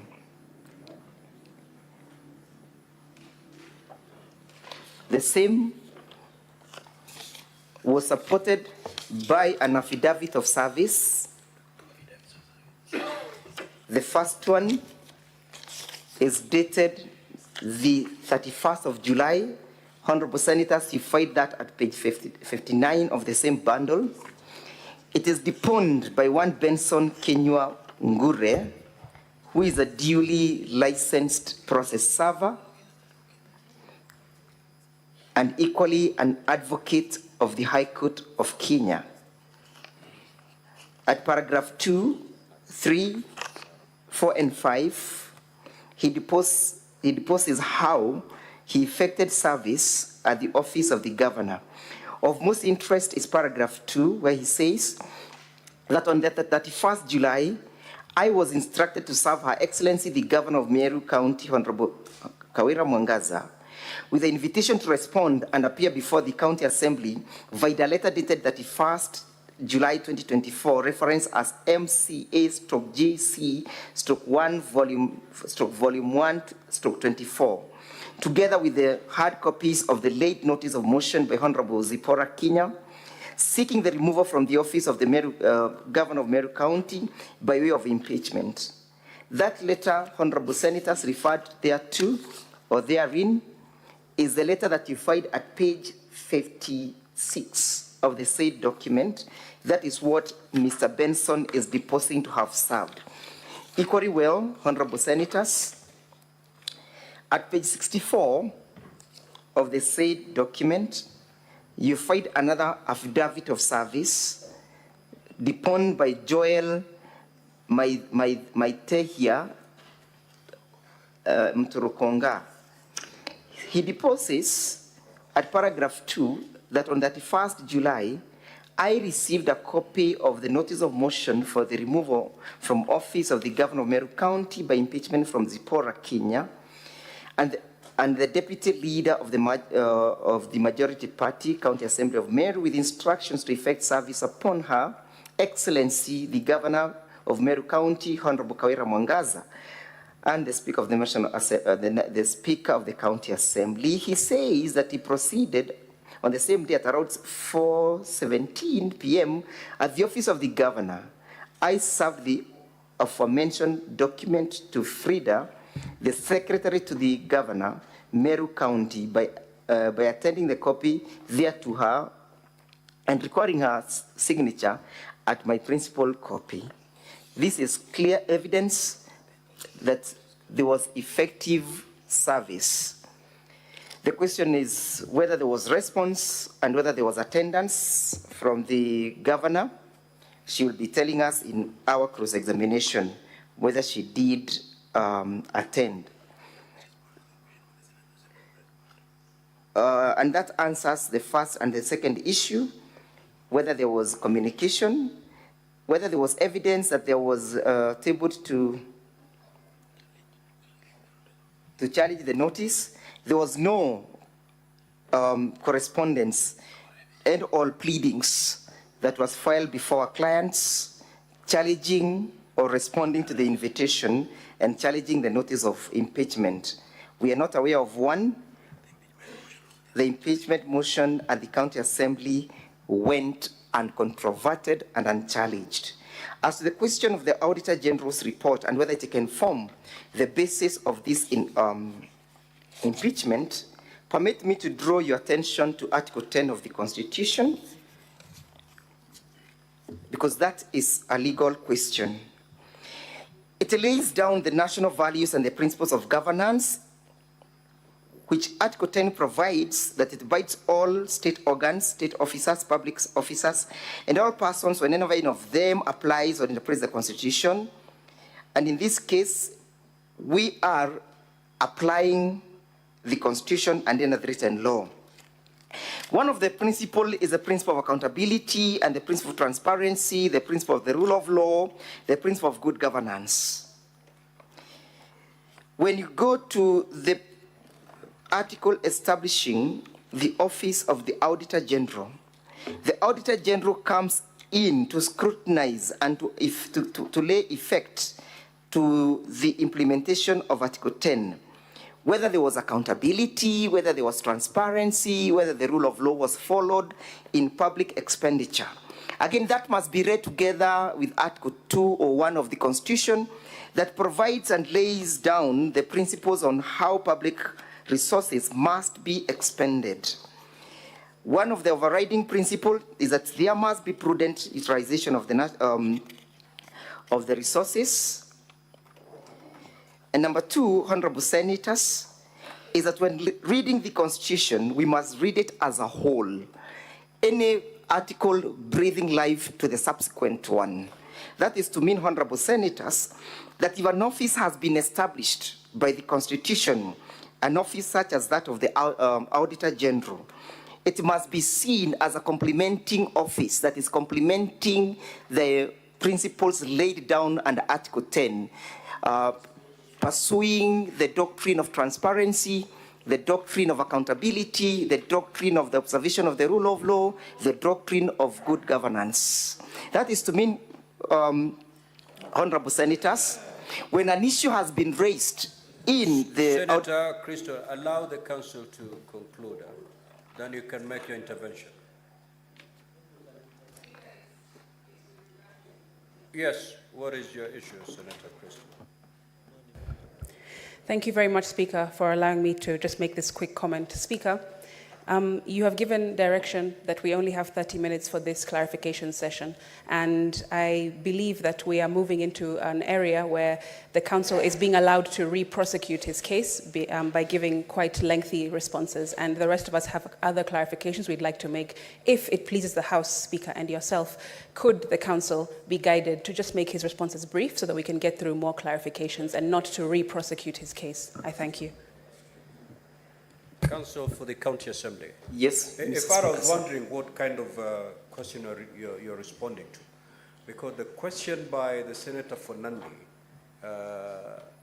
has no relationship with the lengthy statement you're giving.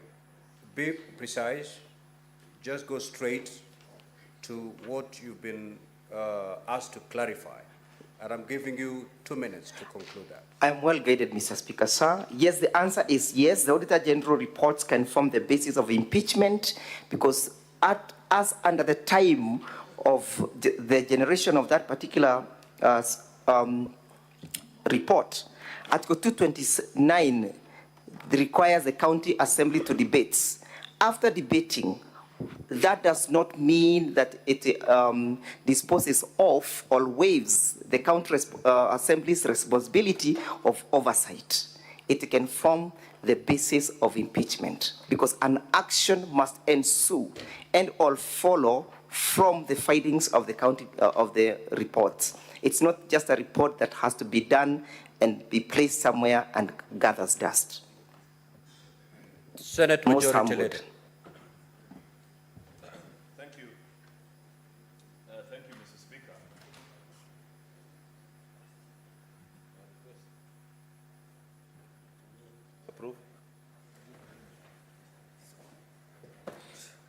Mr. Speaker, and you know, just as a point, we have to move away from this Stone Age practice.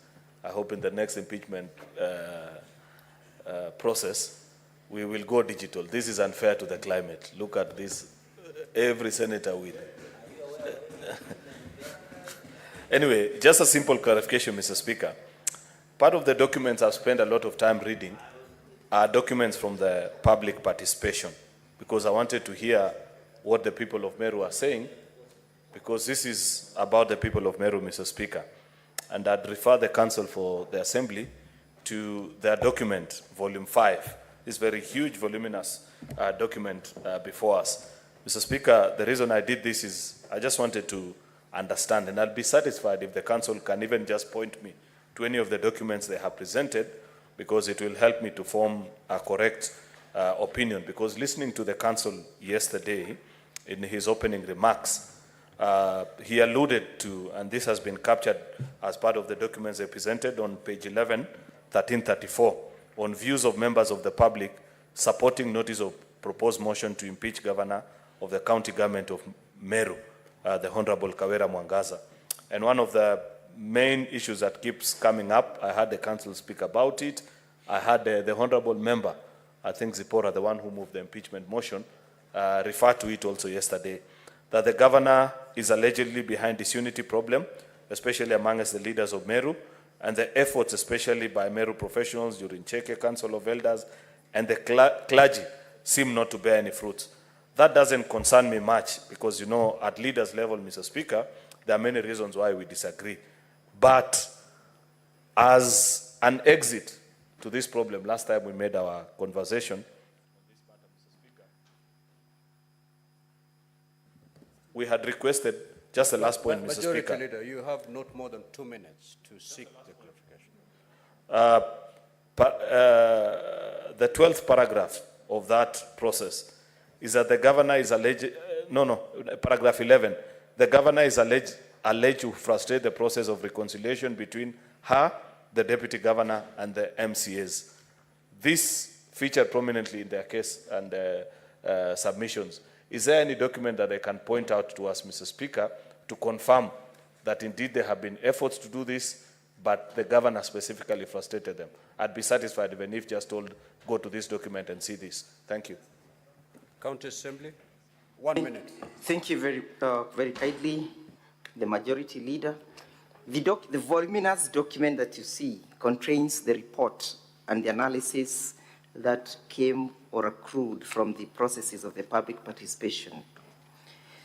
We have voluminous evidence where the members of the County Assembly say that yes, there has not been fruitful results from the process or initiated for reconciliation. Some of them are yet to give us the reports. For example, the Nchorincheke that you referred to is yet to give its findings as to the current existing status, whether there has been reconciliation or not. In any case, Mr. Speaker, sir, the public participation is quite different and the views of the public are quite different from the views of perhaps of those who may be wanting to reconcile. And reconciliation efforts perhaps may also be evidenced by the fact that I've noted in Governor's response that individuals have even moved the President, His Excellency the President, to dissolve the Meru County.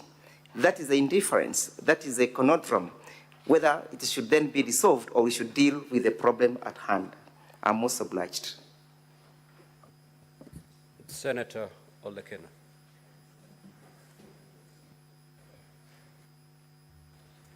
Thank you, Mr. Speaker. Briefly, I just need to seek some clarification from the Council, from the Assembly. Yesterday, when you were leading one of your witnesses, you alleged to the fact that the governor had made a statement and said that that witness was given 86 million. Could you clarify the following things? One, whether there was only one pay bill or there were others. I refer to page 168 of volume 1B. There's an account number 075560442, which is also for the pay bill number 247247, which I believe is an Equity Bank. Whether you have that statement here. And then there was also a statement in the same page 168 that says that those donating from abroad should send to a number 0720103-913 if we have a statement to that effect. And then finally, on this issue of the Auditor General report, do you have, as per the Constitution, Article 229, subsection 8, it says that, it reads as follows: within 3 months after receipt of an audit report, Parliament or the County Assembly shall debate and consider the report and take appropriate action. Do you have any report, maybe I missed it out, where the County Assembly of Meru debated on the Auditor General findings and took appropriate action so that we can be able to look into it? Or did you just take the Auditor General report and submitted it as part of your case? Thank you, Mr. Speaker. County Assembly, 1 minute. Thank you very kindly, Mr. Speaker, sir. The witness who testified, one Irene, who is the window to the deceased, confirmed before the Assembly that there only existed one account, and as to whether the money that was being sent from abroad was ever uploaded to the same account. In her examination in chief, she led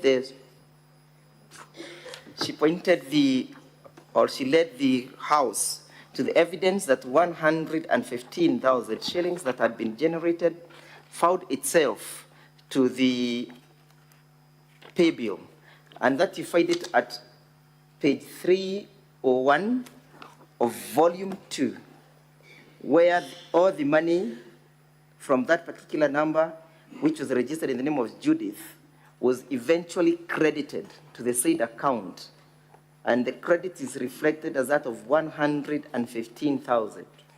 And the number that was responsible for collecting of the 100,000 shillings, 1,015,000 shillings, appears on the governor's bundle of document labeled as Volume 1B,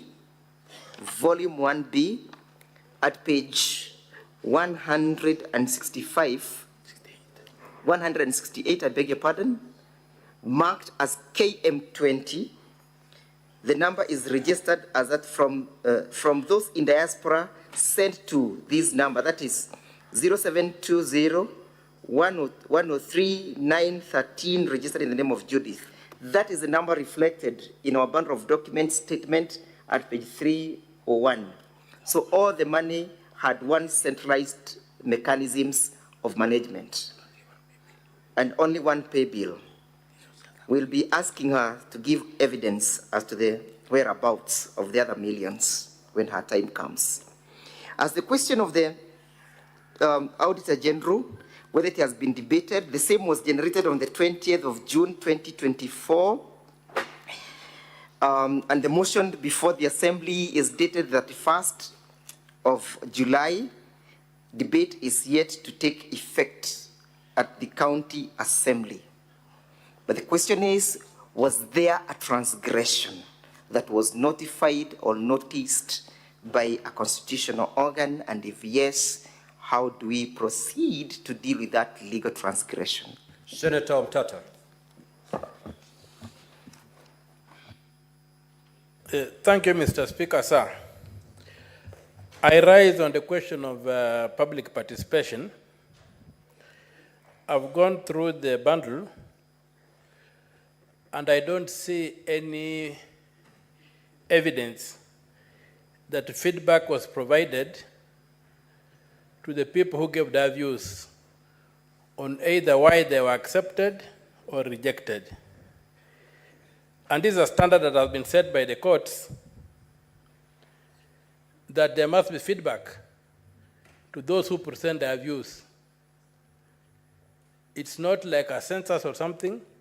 So can the Land Council point me to any part of the evidence they have where they complied with the standard on feedback, on public participation, so that what they have submitted can be admissible as having met the threshold that has been set by the courts, especially in Civil Appeal number E003 of 2023. That's the National Assembly, and another versus Okio Mtato Koiti and 52 others.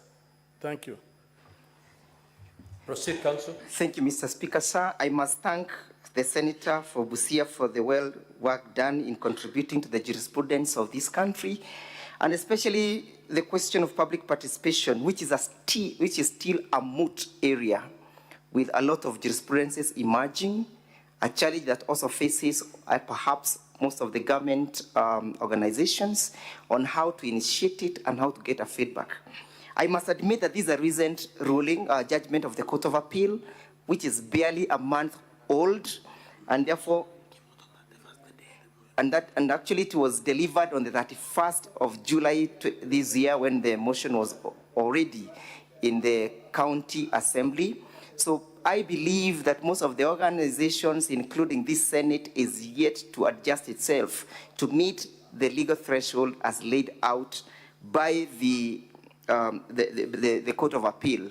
Previously, Senator, you've answered, Counsel. Senator Sige. Thank you so much, Speaker. Yesterday, Speaker, the Council, through his witness-in-chief, played some videos. My questions are as follows. There was one video that depicted a scene whereby it looks like it was said to be the home of the witness-in-chief, and somebody was pouring petrol and then torched a fence on that property. My question is, who took that video? Is there any evidence showing the owner of the device that took that video? Because in the evidence, the witness-in-chief, Speaker, said that the first person to have known that there was a fire on the property was the watchman who came running and then told others. So who took that video at that exact moment when the fire was being, when it was being torched? Second, Speaker, there was also 2 other videos where one, the witness-in-chief was doing a interview and spoke about grievances from farmers or about dead cows. The second was a news report talking about a lack of service delivery in a hospital where a lady was made to give birth outside of a hospital. Speaker, I wanted to find out if there are any supporting affidavits, if there are any reports, certified reports of the same 2 scenarios, which would give credence to the allegation of lack of service delivery in our batch of documentation. Lastly, on page 168, there is a number of an account, and I wanted to know whose it belongs to. It 0755. I forget the rest of the numbers. 60442. Can you please clarify whose that belongs to? Thank you. County Assembly. Thank you, Honorable Speaker. The video that was played was captured by the CCTV footage at 3:48 a.m. It's evidence from the video supported by the affidavit of the mover, and the matter is still subject of these proceedings. The video on the evidence on the dead cows and the lack of services at the county government of Meru, the same is supported by the evidence and the affidavit of the mover annexed here too, and evidence has been laid in chief in that respect. And we have a certificate of electronic evidence produced in respect to that particular footage. On the question of the number, that is 0755560442, that is the number of the witness, or witness PW2, who happens to be the window to the deceased, the slain blogger Sniper. Yeah, and that is part and parcel of the number that forms the basis of the account. Thank you. Honorable Senators, we shall now move to hear the case for the Governor. Counsel for the Governor, you have the floor. You have 4 hours to present your case.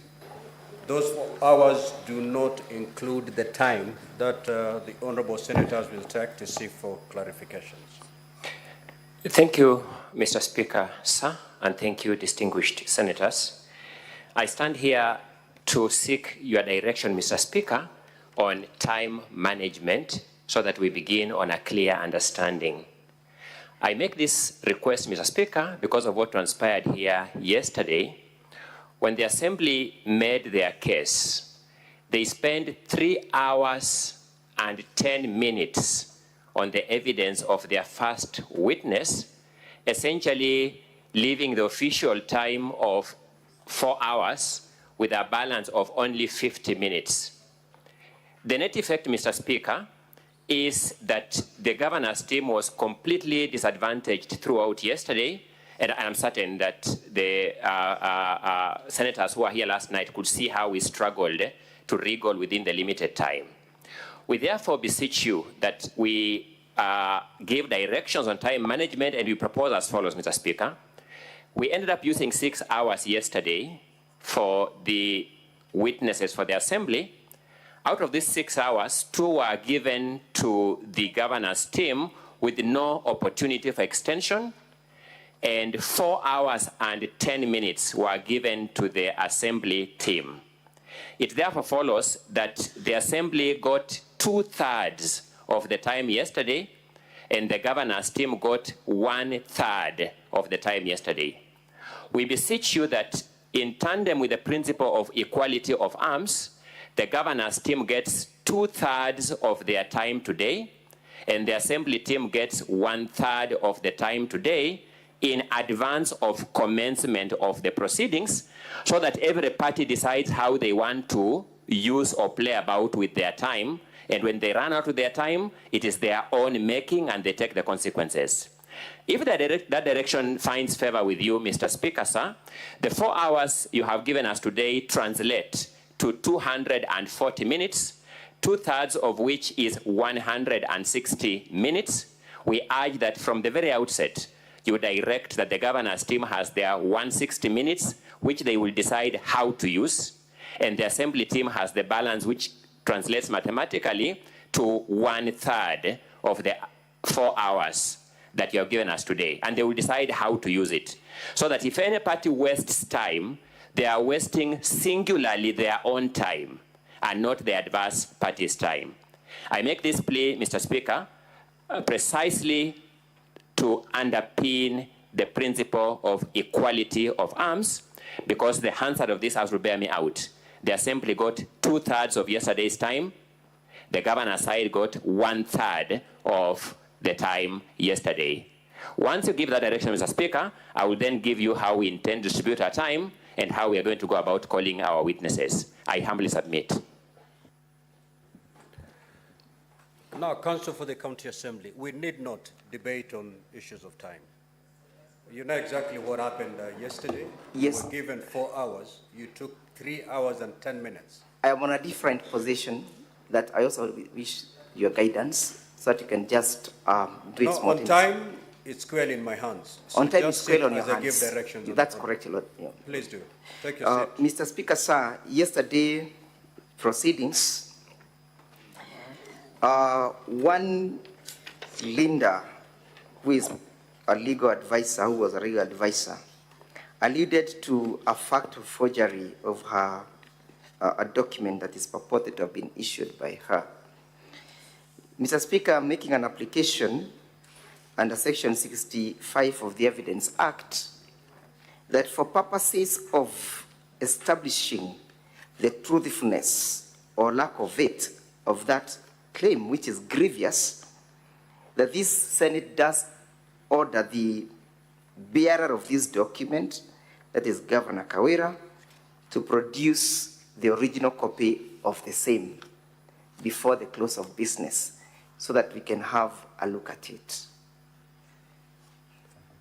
Counsel for the County Assembly, let us allow the governor to present her case. Most obliged. And then we will be able to handle each issue. I am well guided. Being raised. Most obliged. At the time it's being raised. Most obliged.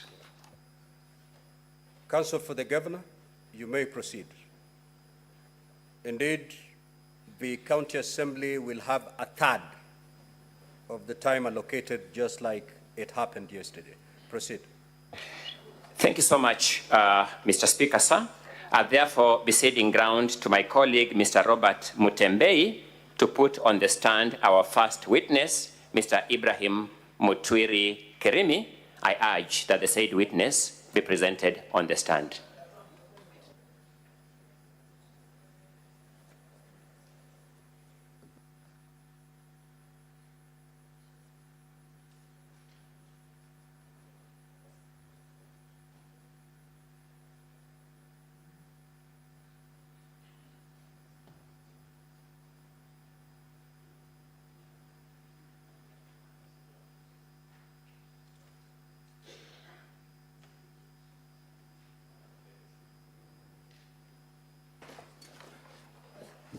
Mr. Speaker, as we wait for the witness to be brought in, for the record, my name is Robert Mutembei.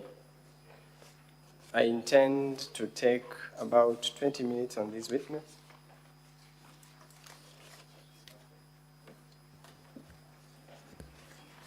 Where is the witness?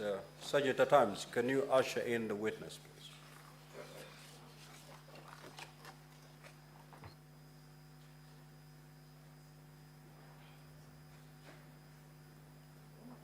Secretariat, may you administer the oath.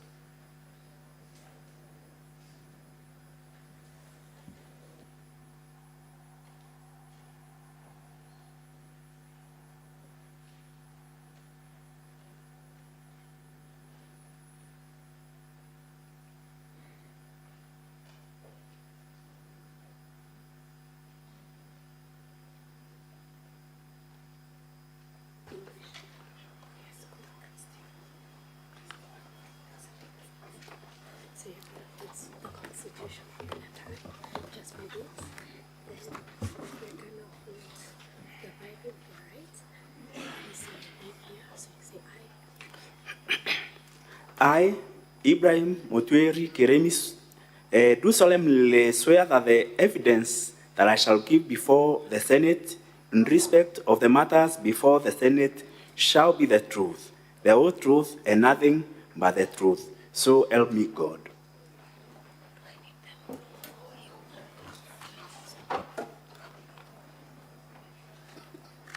Mr. Ibrahim, could you kindly introduce yourself to the House? My name is Ibrahim Mutweri Keremi, the CC member, Finance, Economic Planning, and ICT, Meru County Government. Mr. Ibrahim, kindly confirm that you wrote an affidavit that appears in support of the response of the governor, and that is your signature on the affidavit. Yes, I do confirm that this is my affidavit signed by me in support of the governor of Meru County Government. You wish to rely on this affidavit as your evidence before this House?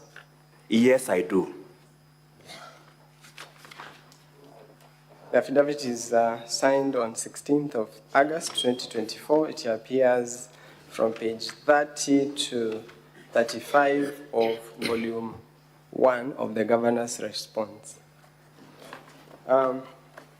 Ibrahim, let's just go straight to what has brought you here in light of the time that we have. Have you read the impeachment motion that has been brought against the governor? Yes, I have. Specifically, have you read count 3, which largely talks about financial issues, most of which have been the subject of discussion yesterday and today morning? Yes, I have, and particularly manual payroll and alleged irregular payment of allowances to doctors. Very well. So let's go to the motion, count 3. I just want you to look at the grounds under that count. The first one reads irregular payment of emergency call allowances to doctors and medical officers using the wrong rates, contrary to sections 45 and 46 of the Anti-Corruption and Economic Crimes Act and others mentioned there. And the second one reads use of manual payroll, contrary to section 6.7.6 of the County Financial Accounting Reporting Manual. The wordings of those grounds, do you recall where else they have been picked from?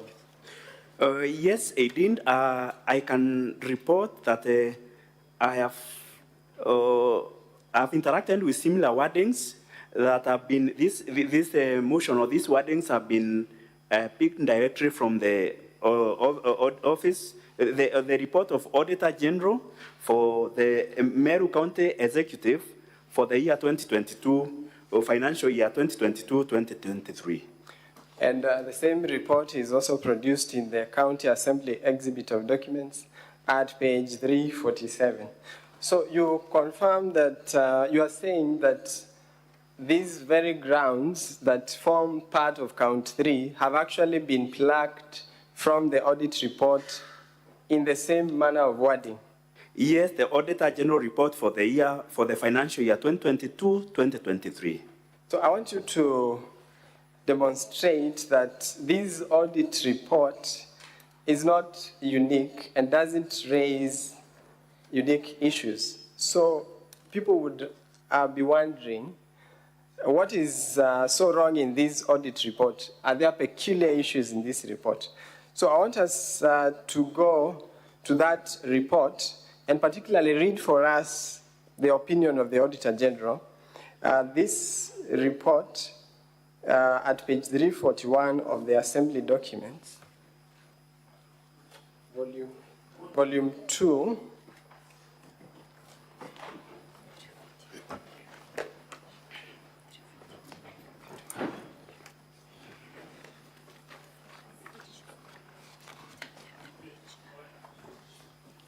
page 341,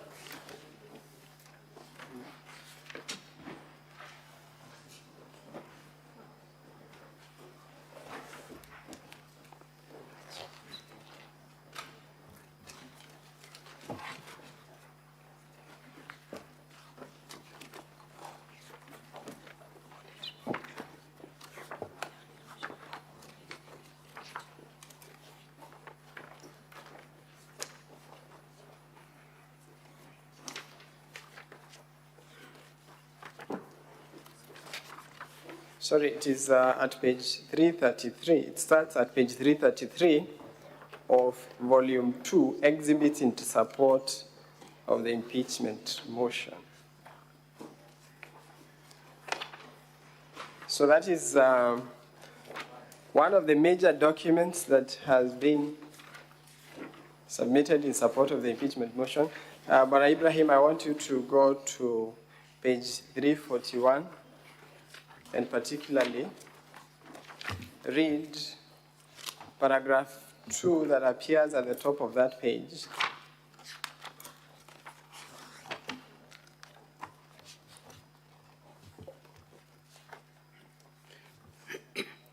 Yes, I will read. This is an opinion of the Auditor General that, in my opinion, except for the effect of the matters described in the basis for qualified opinion section of my report, the financial statements present fairly, in all material respects, the financial position of Meru County Executive as at 30th June 2023, and of its financial performance and its cash flows for the year then ended, in accordance with international public sector accounting standards, that is cash basis, and comply with the Public Finance Management Act 2012 and the County Government Act 2012. Okay, if you remember the wordings of the impeachment motion, you recall that the motion accuses the governor of violating those very laws that the Auditor General confirms that the county executive has complied with. Is that true? True, that is very true. Okay, perhaps you could enlighten this House on the nature of opinions that would ordinarily be rendered pursuant to an audit report. Thank you, Honorable Speaker and the Honorable Senators. There are a number of audit opinions that an auditor may give, given the kind of a financial statement he or she has come across. One, there is unqualified report. Unqualified report means that the documents that have been provided and the financial statements do agree. Then the next is qualified report. Qualified report means that the documentation that has been provided and the financial statements do agree. However, there are just some minor items or matters within the report. Then there is adverse report. Adverse report means there are quite a number of issues that do not agree. The financial statements and also the documentation that has been provided. Okay, then very well. there is a disclaimer of opinion. Okay, very well. Where does the opinion of the county executive fall? It falls in the qualifying report, and I will also explain. If you go if you check the Green Book by the Auditor General for the year 2023, you will find by the county executives in Kenya, there are 47. There is no single county executive that has unqualified report. However, 41 county executives have qualified report, and 6 have adverse opinions. In our case, Meru County Executive has qualified audit opinion or audit report. And you confirm that Meru County is not one of those 6 which have adverse opinions? It is not among them. And have you had a chance to also review audit reports of the County Assembly of Meru for the current year, for the previous years? Do they form the same opinion, or Yes, what is the nature of it? I have, and honorable senators and honorable speaker, if you check also from the Green Book for the county assemblies, County Assembly of Meru is within the qualifying reports. In Kenya, there are 3 county assemblies that have unqualified reports. Okay, however, County Assembly of Meru is in the qualifying report where the county executive of Meru is also in. So, Ibrahim, what you are telling this House is that there is nothing unique about the report of the County Executive of Meru. There is nothing unique, and indeed, a qualifying report is, as I said, the documentation and the financial statements are agreeing. Okay, very well. I want you to tell us what would have been the recommendation of the Auditor General if there was something so materially in breach of the law. Thank you, Honorable Speaker and the Honorable Senators. An Auditor General, if there are particular substantive issues within, maybe within financial statements, he or she may recommend for a forensic audit. He may recommend either for a special audit, and if a county assembly committee or a Senate committee has considered those reports, may recommend for such change where there is a loss of money.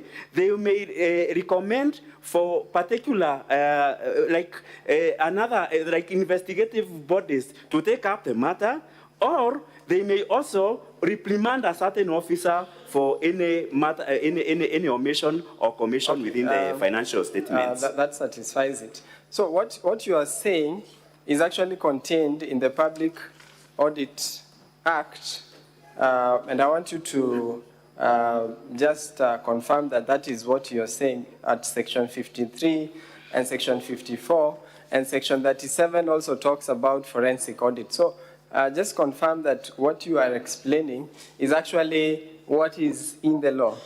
That is very true, Council. I want you to just confirm by looking at the Act, the Public Audit Act.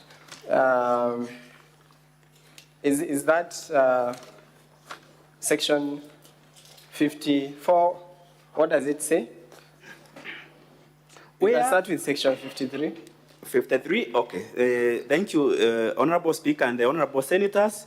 Implementation of reports by an accounting officer, that is 53.1. The relevant accounting officer of a state organ or public entity shall, within 3 months after Parliament, has considered and made recommendations on the audit report, A, take the relevant steps to implement the recommendations of Parliament in the report of the Auditor General, or B, give explanations in writing to the Parliament on why the report has not been acted upon. Okay, just stop there. Counsel for the Assembly started when he was answering the questions before the senators. I quote him, he said, action must ensue from the audit report. How does action arise from the audit report? Is that what you're reading at Section 53? Yes, and these actions ensue from an audit report. I want to explain to Honorable Senate that an audit report by itself is not a final report.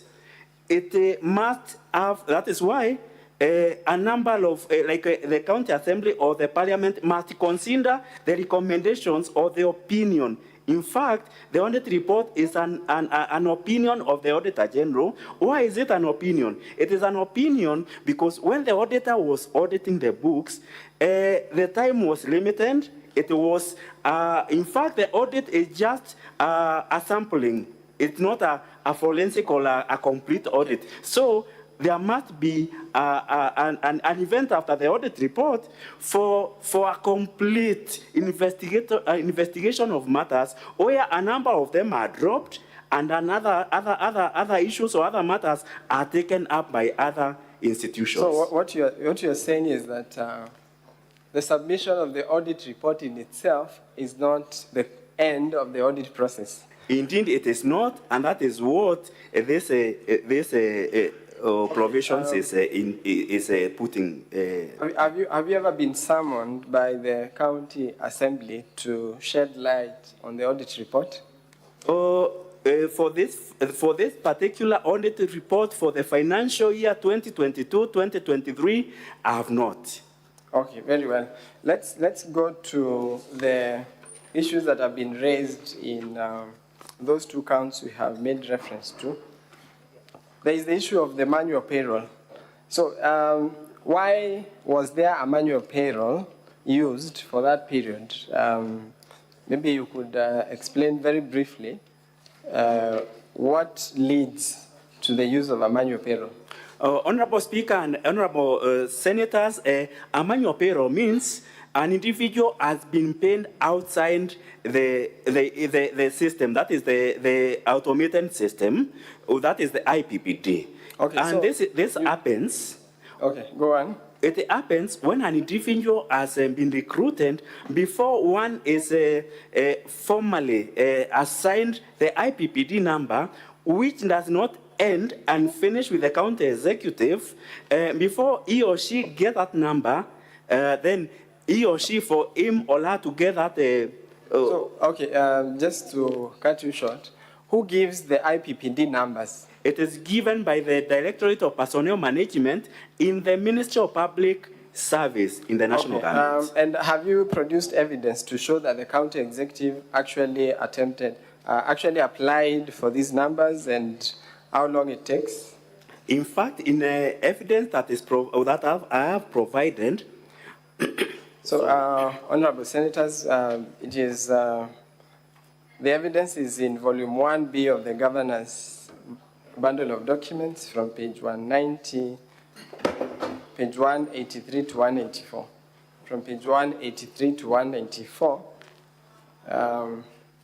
So the documents contained in those pages, what do they show in summary? Very briefly, what do those documents reveal? Okay, let me begin with page 183. It's KM28.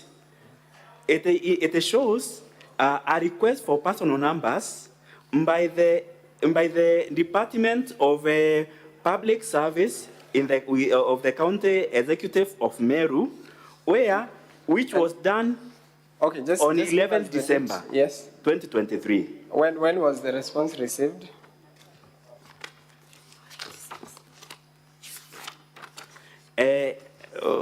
Council and the honorable members of the Senate, 186, page 186, KM29, it indicates that this response was done or came back on 19th March 2024. So what does that time, how many months are those?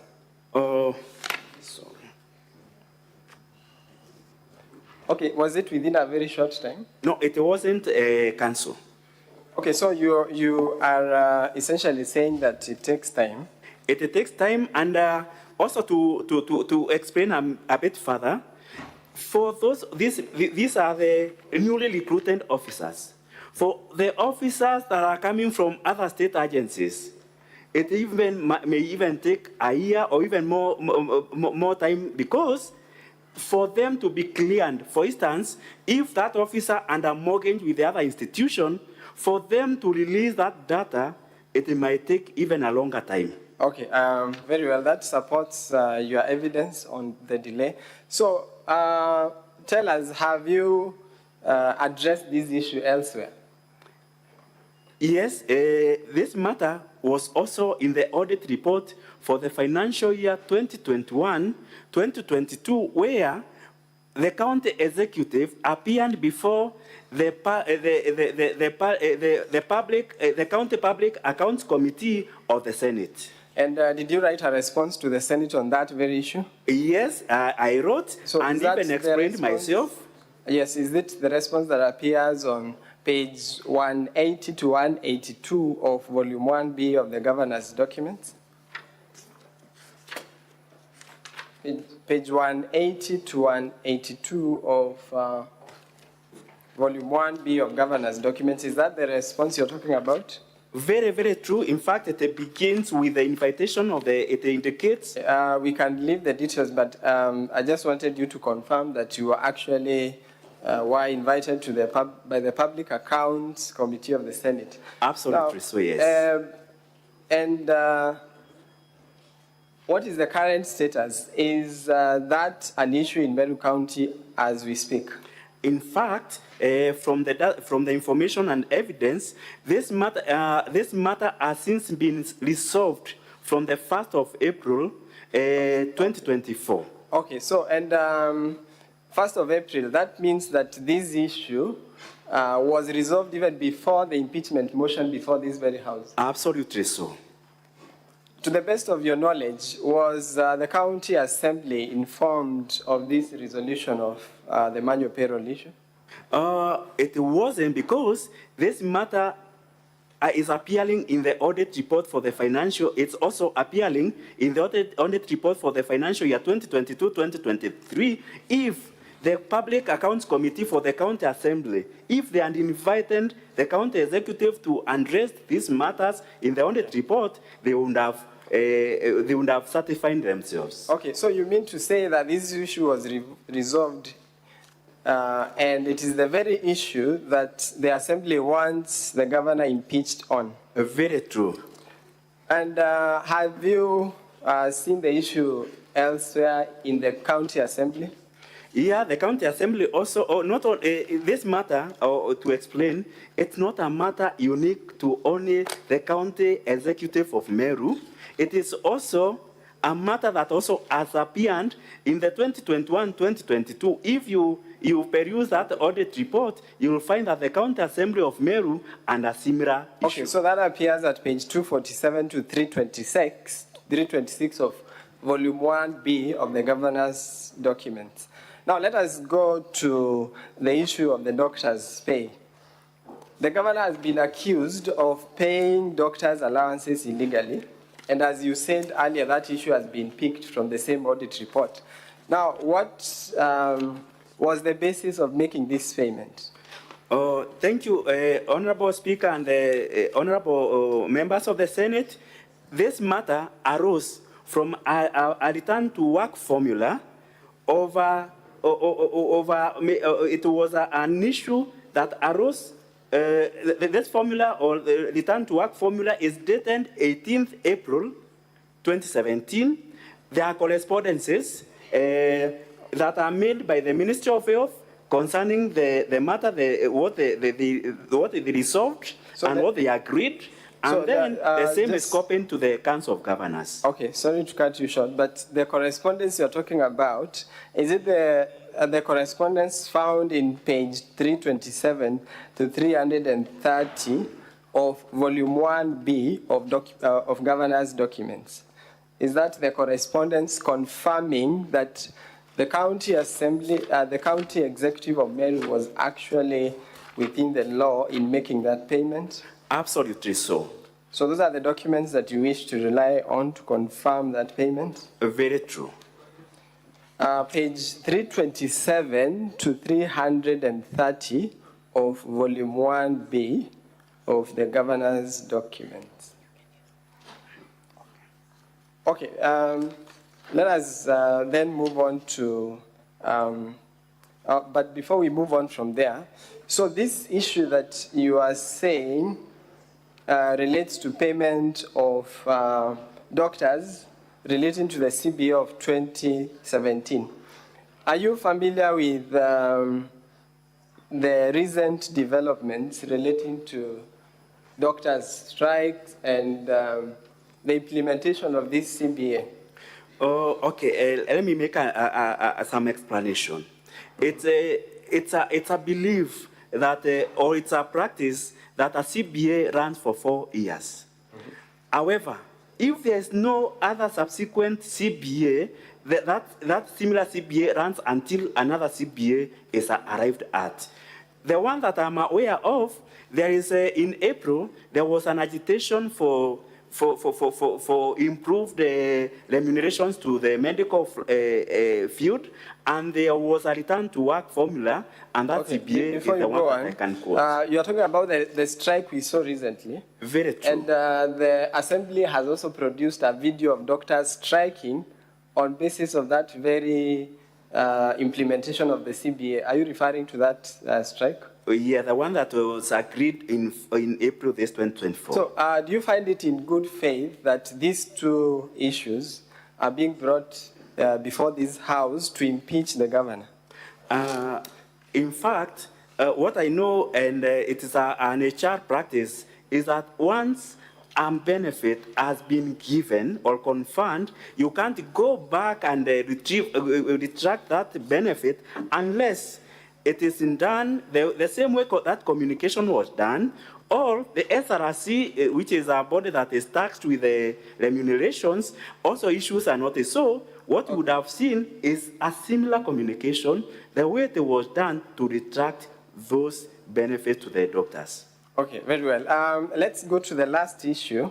You have also mentioned in your affidavit that there were frustrations that the executive faced in coming up with the budget for 2024-2025. So very briefly, would you tell us why you wrote to the control of budget? The letter that you wrote appears at page 344 of volume 1B, page 344, volume 1B of the governor's documents. So I want you to very briefly tell us why did you write that letter?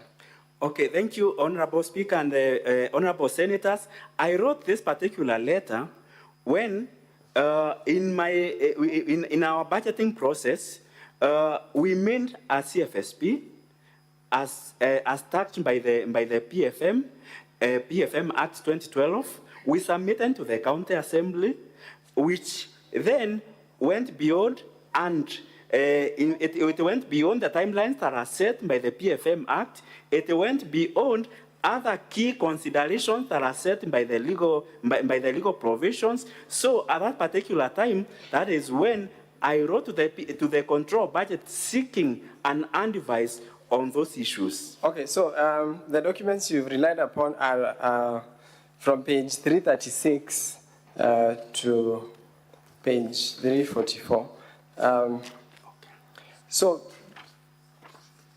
has the County Assembly implemented the memorandum that was arrived at between the executive, the Assembly, and the control of budget? It is important that I give some information to this Honorable House what happened. For the sake of time, I just want you to confirm whether just very briefly explain what happened after you came up with the memorandum. Okay. After coming up with a memorandum that was negotiated between the Assembly and the County Executive, we made a budget estimate because that memorandum was supposed to inform that budget estimate. The budget estimate was submitted to the County Assembly, which they approved as per the memorandum. However, after the approval of the budget estimate, then I was supposed to make or draft an appropriation act to appropriate that budget estimate, which I submitted to the County Assembly. So after you submitted, did the Assembly change that appropriation bill? In fact, what the County Assembly did went against the memorandum and went against the budget estimate that they had already adopted or approved. So are the changes they made contained in volume 1B, page 409 to 413 of the governor's response? Volume 1B, page 409 to 413. You confirm those just briefly mention whether those are the changes that you are talking about. In fact, these are the changes, and this you will see, it's an under paper, because I also wrote again to the control budget when I realized there's a business appearing in the under paper of the county assembly proposing to make amendments against the proposed memorandum and against the budget estimate that the county assembly and already. Okay, very well. So just before we invite, before we let you off for the examination in chief, there were several comments made yesterday about service delivery of the governor. So can you just tell us briefly how is the governor's performance in terms of financial performance relating to development in the county? Thank you, Honorable Speaker and Honorable members of the Senate. The performance of a governor can only be informed by the budgetary, how the governor has managed the budget through the report that has been produced by the control budget through the absorption rates. Currently, the Meru County government, this financial year, we have achieved 79% of performance in terms of budget absorption. Then, financial management. The only person who can be able to measure the performance or financial performance of a governor is the report of the Auditor General.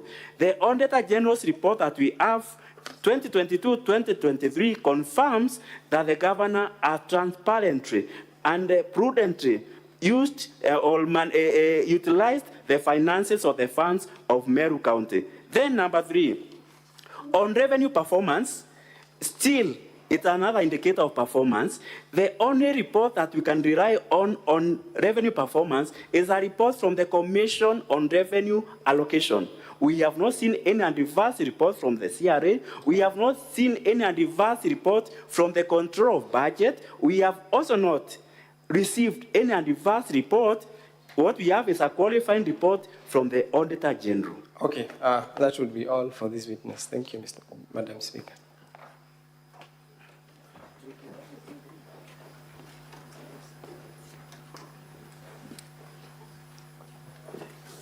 Is that all for the witness?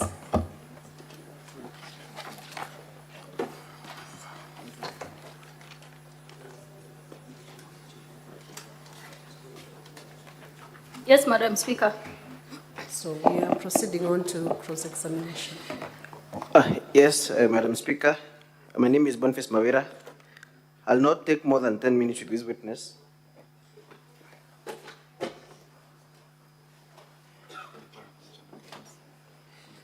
You may proceed. Mr. Ibrahim, I want to take you straight to your affidavit, the one that you have filed. Specifically, at paragraph 26. Are you there? Yes, Councillor, I am. You say it is notable that the County Assembly has also faced a similar problem. This is the issue of manual payroll, correct? True. For which year? Okay. Which year from the Which witness statement? volume are you relying on? That is volume 1, Madam Speaker, the governor's response. 1B or 1? Volume 1, the response. Volume 1. Okay. The witness is a witness statement. Okay, proceed. At page 33. Which years are referenced in that statement? 2020-21 and 2021-2022. So was the move of the impeachment motion a member of the County Assembly then?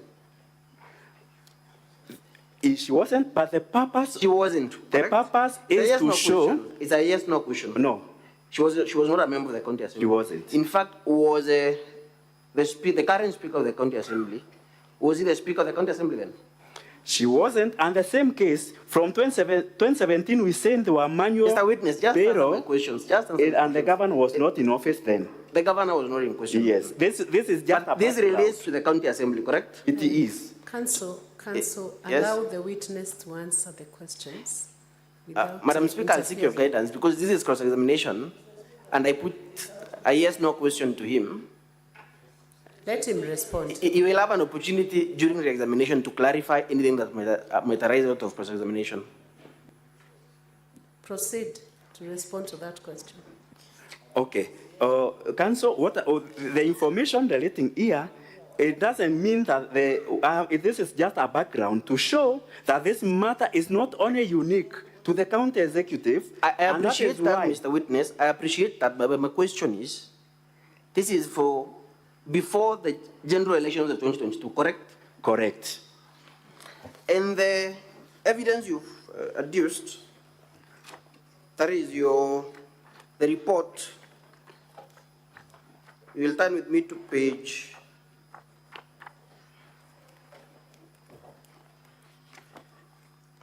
1B.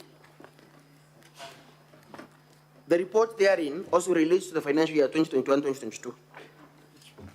For the county assembly? Yes. Yeah, for the 2 years. For those 2 years? Yes. Before the life of the current assembly?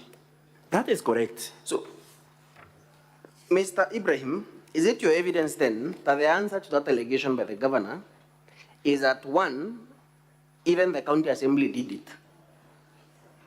Because that is what I'm getting. Is that your defense? My purpose to produce... No question. Is that your defense? That even the county assembly did it? Is that your defense? That is not my defense. Okay. Let us proceed. I'll take you to the letter at page 344 of the volume 1B, the governor's volume 1B, Madam Speaker.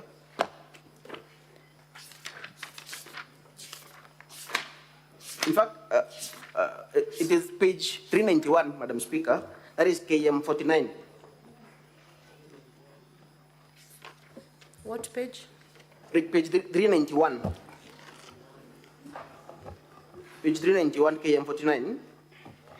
You say there was a budget stalemate, correct? True. And you say that the county assembly, because you're writing to the clerk, you say they increased the ward fund from 33 million to 45 million, correct? Correct. Is that the position in the appropriations bill?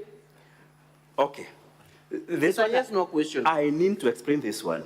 It is a yes, no question. What is the amount? The context of just wait for my question. Wait for my question. Yes. What is the amount in the appropriations bill that was passed by the county? Currently, it is 36, and the agreed was 33. And then the context of this letter is another paper. Wait for my question. And it shows what was supposed to be done there. Sir, can you respond to the figures you're being asked? Currently, it's 36 million. 36 million? Yes.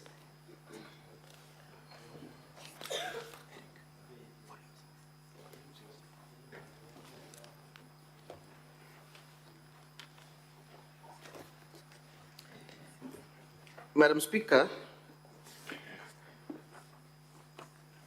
that is the appropriations bill is in the County Assembly's documents, volume 6.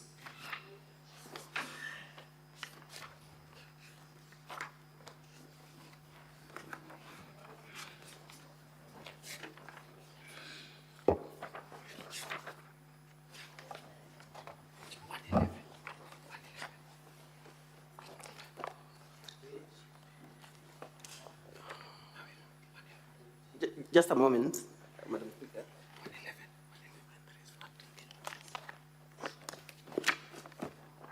At page 111,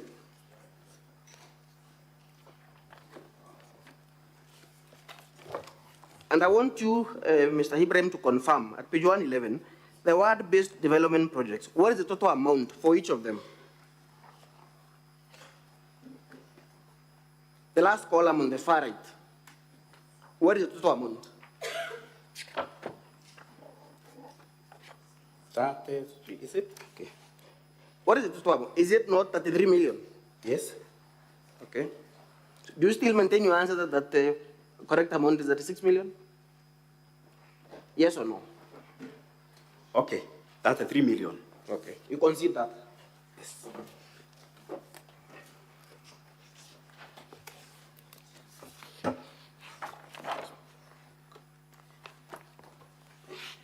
One of the other contentions is that the County Assembly passed the appropriations bill and ignored the memorandum that was agreed at with the Office of the Controller of Budget, correct? True. One of the other issues you raised is that the CFSP was not passed within the necessary timelines. It's true. So is it your contention then, and this is a yes/no question, that if a CFSP, if the county fiscal strategy paper is not passed within the 14 days, then the executive can proceed to implement the same without the county assembly approval?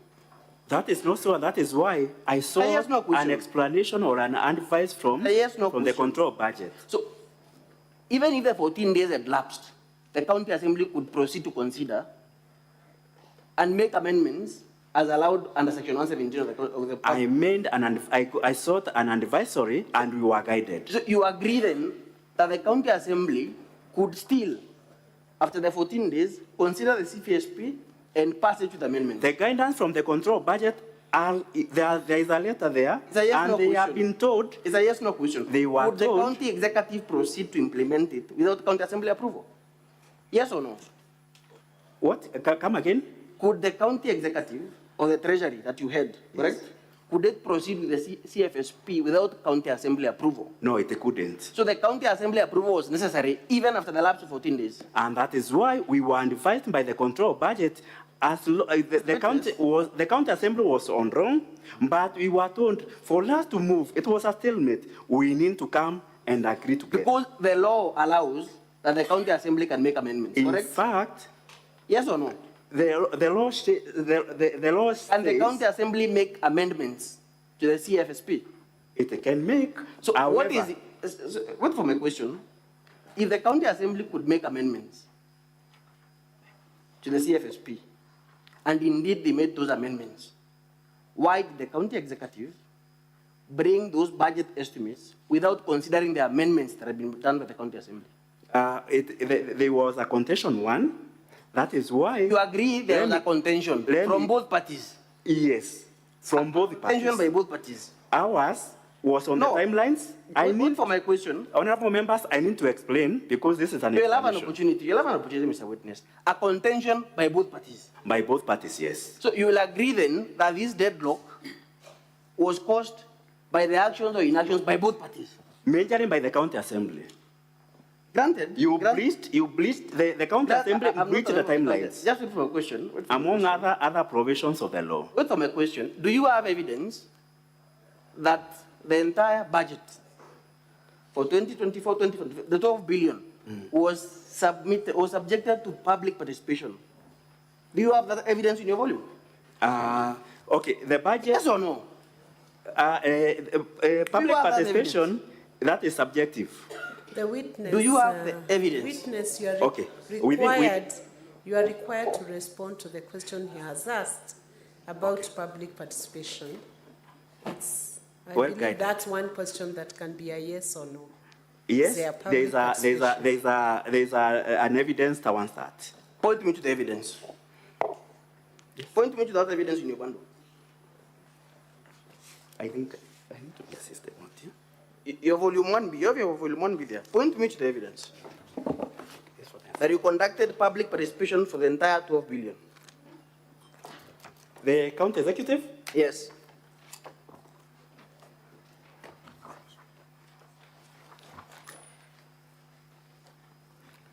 Council, your 10 minutes are over, but you have the discretion to use more minutes from your allocated timeline of 1 hour, 20 minutes.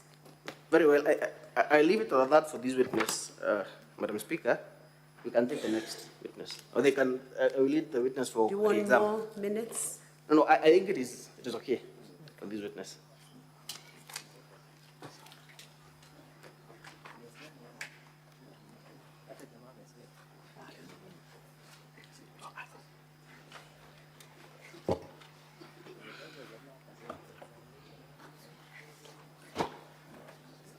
Madam Speaker, I will take 2 minutes just for re-exam. Madam Ibrahim, you have been tasked to explain the deadlock that was there between the county assembly and the county executive.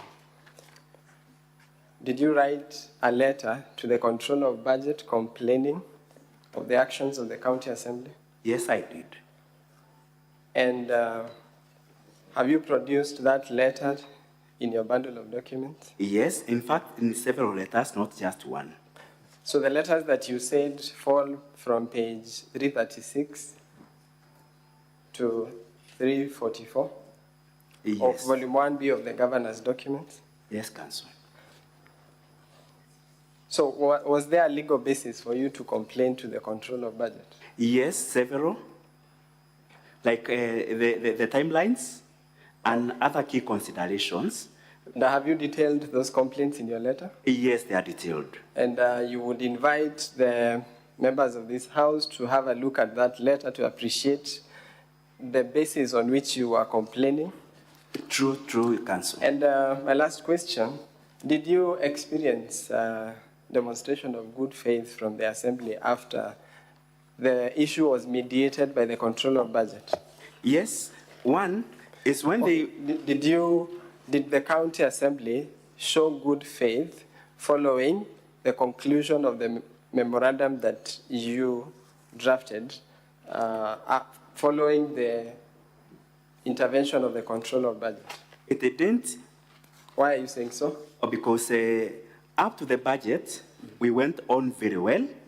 Then immediately after the budget, when we went for the appropriation bill, that is where things turn west. Because one, they went against the memorandum, and then number two, they took along almost 2 weeks before considering that appropriation. So you invite this House to have a look at the documents you have tendered in support of that claim to True. appreciate your evidence? True. Okay, that will be all, Madam Speaker, for this witness. Thank you. Thank you. So, honorable senators, we have this witness, and I have several requests to seek clarifications. We should use the least time to get clarifications from this witness. Senator Mutinda Tabitha Murray.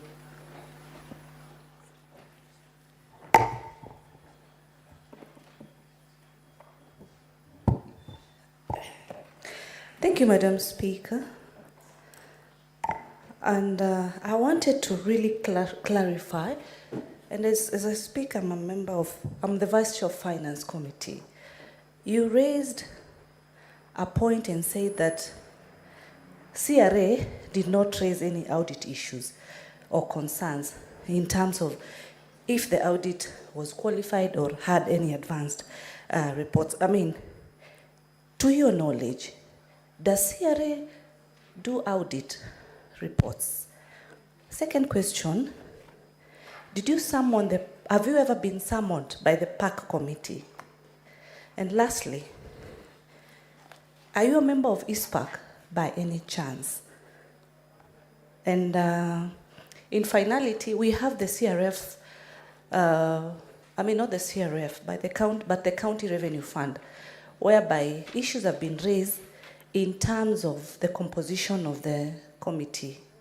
And clause 6 of your act of the County Revenue, the fund, indicates that there needs to be a chairperson for that committee to be able to execute its mandate. So how are funds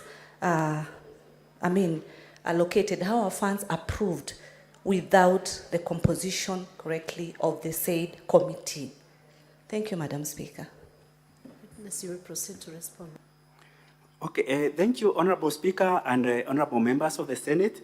I want to clarify that I didn't say that CRA or Commission on Revenue Allocation ought to have made a report maybe on audit to say whether there was an adverse or not. What I said is Commission on Revenue Allocation makes reports on performance on revenue, whether a county has performed fairly or is the potential is its performance in terms of revenue, but not audit. So what I said is the performance of revenue collection can be well indicated or shown by the reports from the Commission on Revenue Allocation. Because once in a while they say that County X did not meet its revenue thresholds or it performed poorly. However, it is not an OAG report. It's a report from the Commission on Revenue Allocation.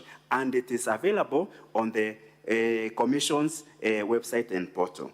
Then, number two, whether I've ever been invited by the audit committee. The PAC committee, the County Public Accounts Committee of the Senate, yes, invited us in, not very sure, but July, and we appeared. In July, we appeared, and on the audit of 2021-2022, I appeared. Then, yes, I'm a member of WISPAC. I'm a member in good studying.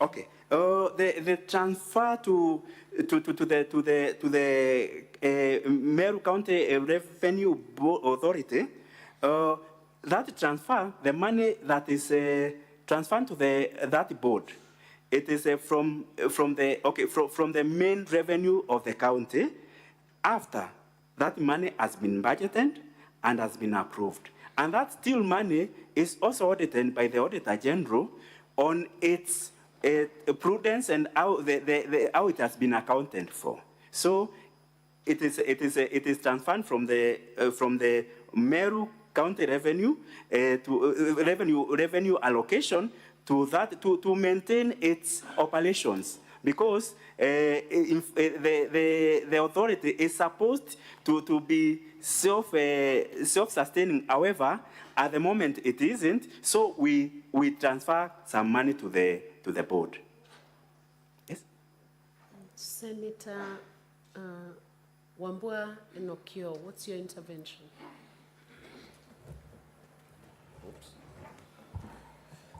Thank you, Madam Speaker.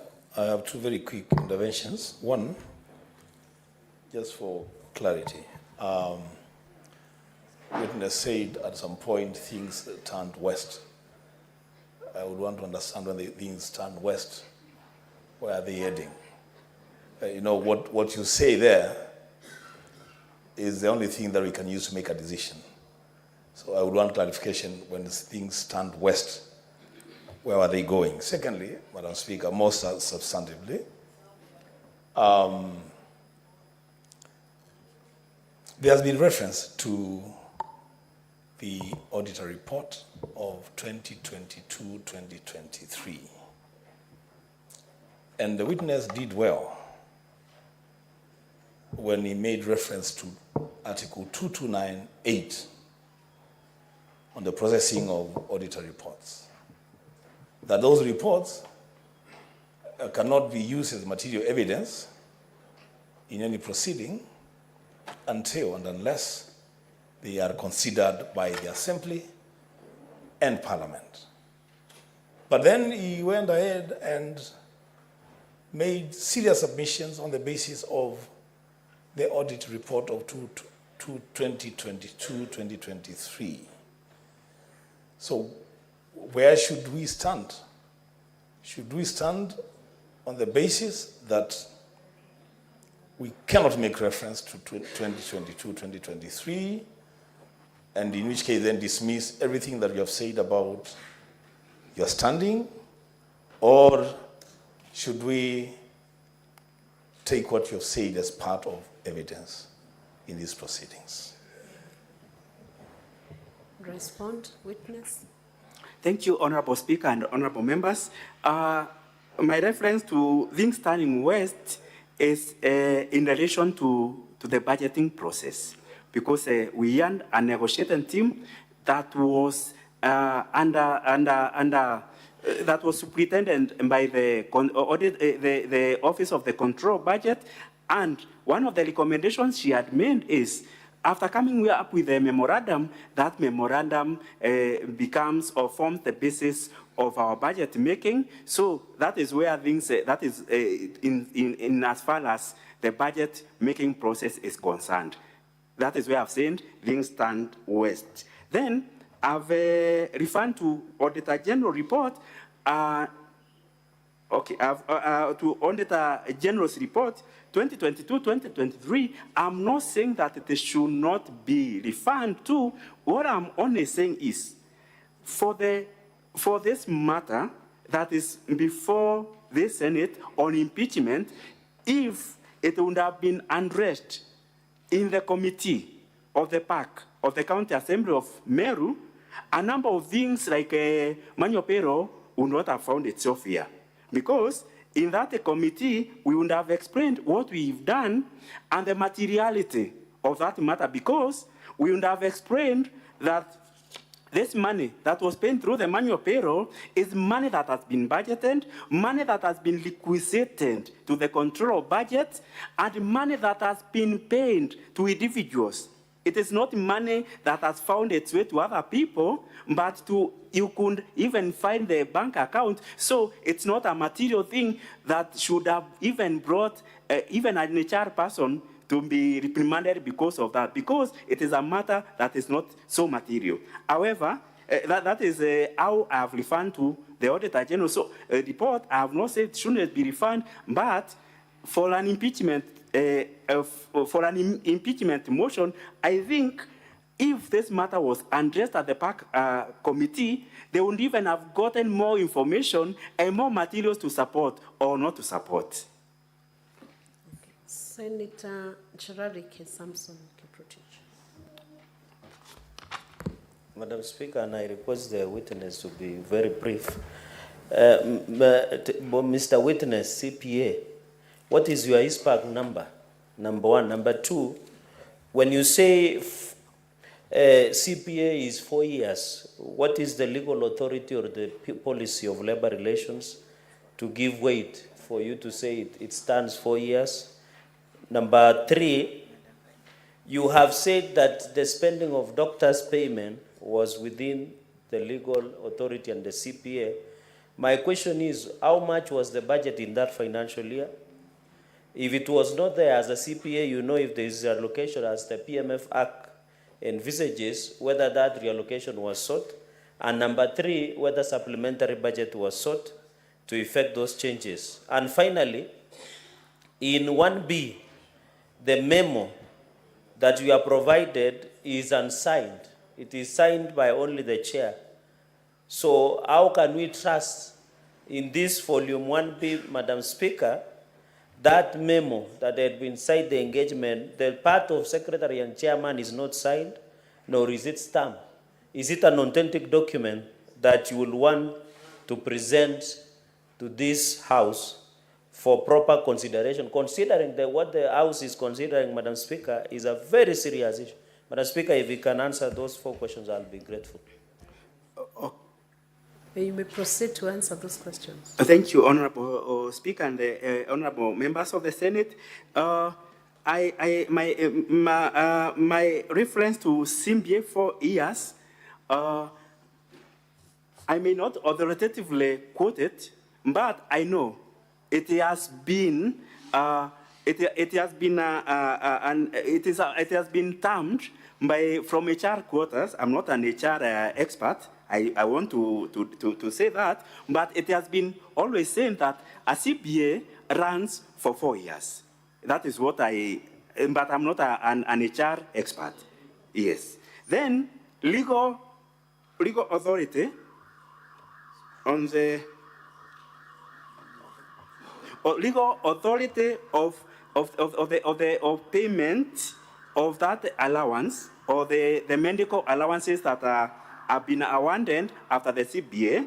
This Honorable Speaker and the members, this payment has not been done only in 2022, 2023. It began from 2017. So, honorable members, when that expenditure was introduced to the budget, that is when it accrued on the budget. So even in the forthcoming years, it has been incorporated into the budget. So it didn't require a supplementary budget last financial year because it is a payment that was confirmed from 2017. So it has been always been there. It has been provided within the budget.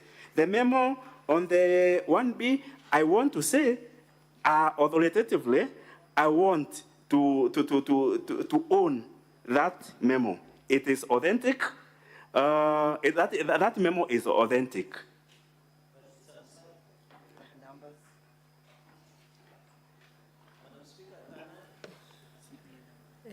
Senator Danson Mungatana.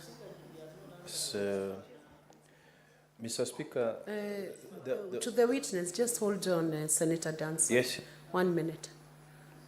There was a question on your ISPAC registration. Oh, yeah. My ISPAC registration is 10955.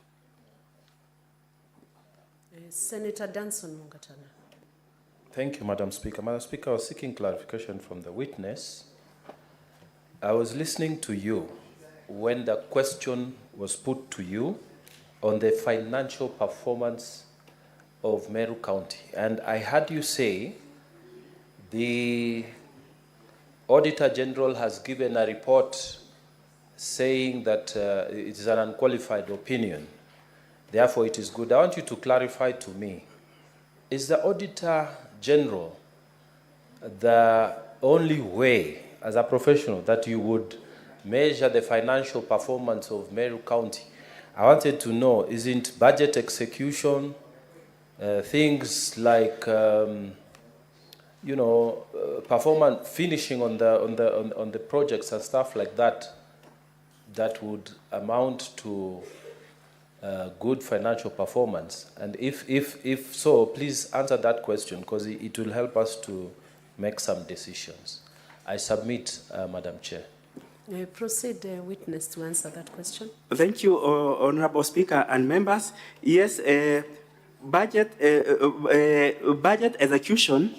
Okay, Auditor General report is not the only way, but is the surest way. Where this one, it takes away every doubt, and that is why most of issues relating to financial management, there are recommendations that there be a special audit, that there be an audit carried out to find out. However, even the budget execution is one way to measure financial performance, and that is why in my response I said that the controller of budget report on a budget in our budget appropriation on budget execution, it is indicating that we are doing, the county government of Meru is performing well in terms of budget execution at 79%.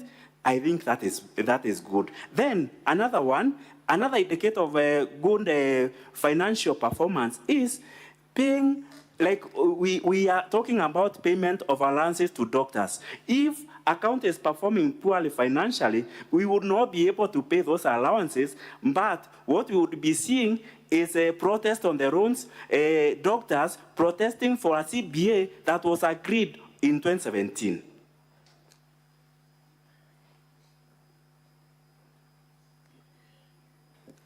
Those are all the requests we had on the board, so we can move to, it's not showing. Senator Kisang, you can proceed, but his name is not showing on the board. Clerk, check your system.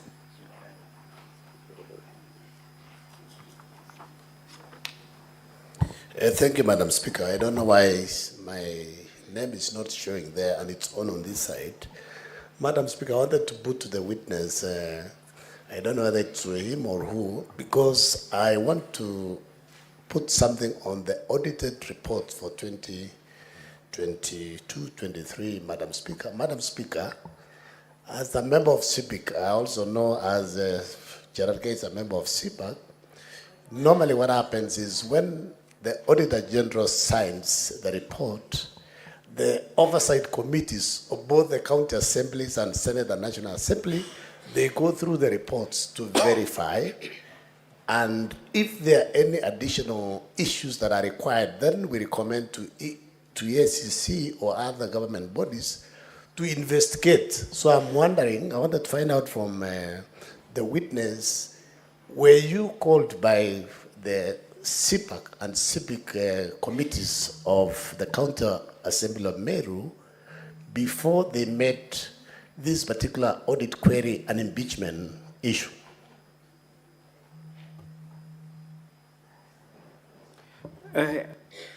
Proceed. Thank you, Honorable Speaker and honorable members of the Senate. I want to confirm and say that on the specific of audit 2022-2023, the County Assembly Committee on Public Accounts and Investment has not invited us. That is all for this witness now. There are no more clarifications from the senators. I hope there is no senator who's been left out. So, County Assembly can call in the next witness.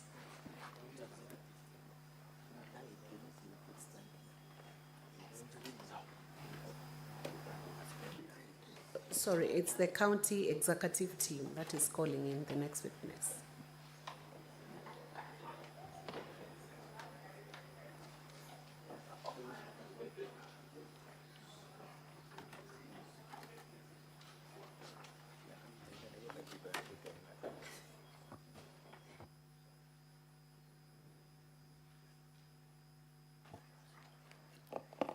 Madam Speaker and honorable members, our next witness is Dickson Munene Nkanata. Thank you.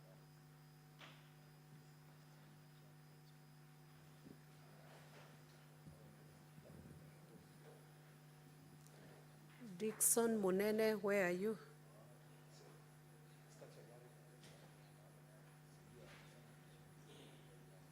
County executive team, where is your witness?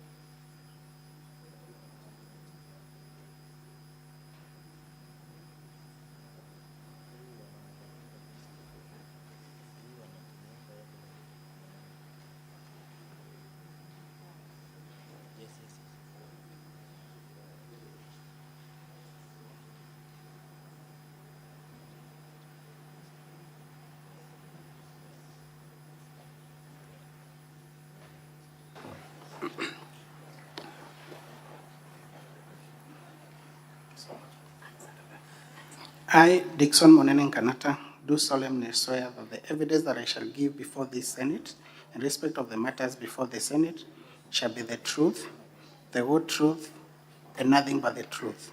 So help me God.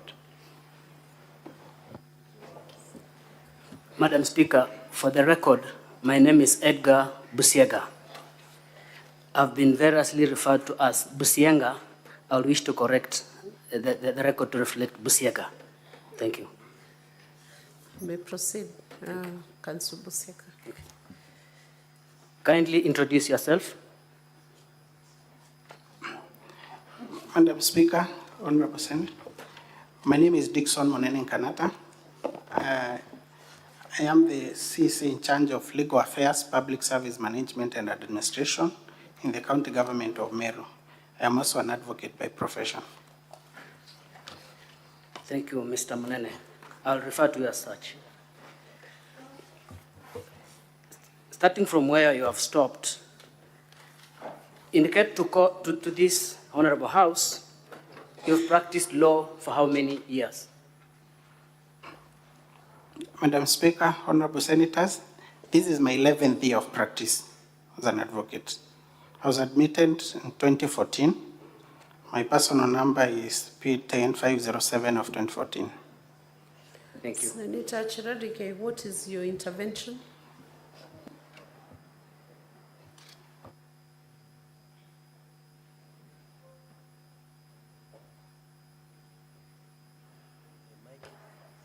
Madam Speaker, perhaps if you could freeze the time during the intervention. Your time is frozen anytime there is an intervention.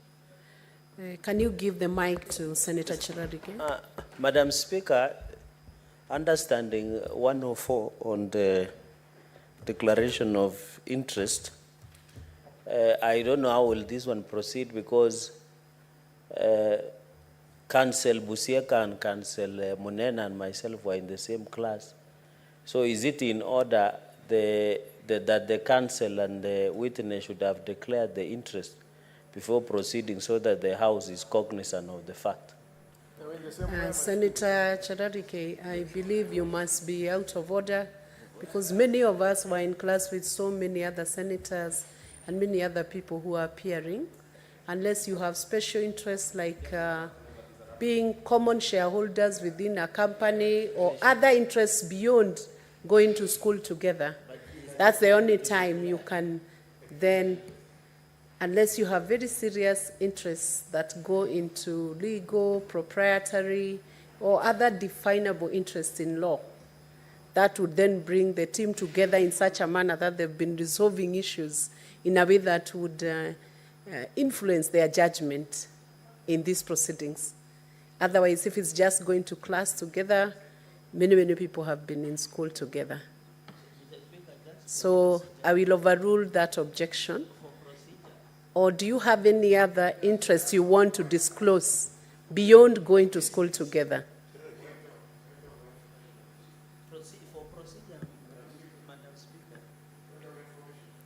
I have overruled just attending the same school or the same class as a common interest that would cause influence on the decision that will be made, unless there is another special interest that then would influence the decision of the senator especially. What is your point of information?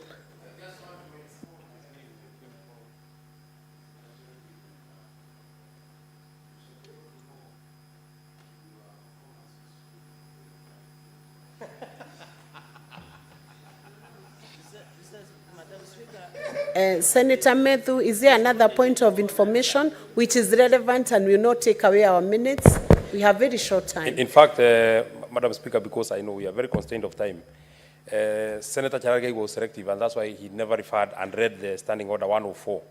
It is very specific that a senator who wishes to speak on any matter in which a senator has pecuniary or proprietary interest shall first declare the interest. So I don't think going to school together is pecuniary or is proprietary, and I don't even think the witness before us is a senator. The Standing Order 104 is for a senator who wishes to speak on a matter. So the standing order that he quoted is irrelevant. I'm sure he just wanted us to know that he went to school with the brilliant fellas, but that is now water under the bridge.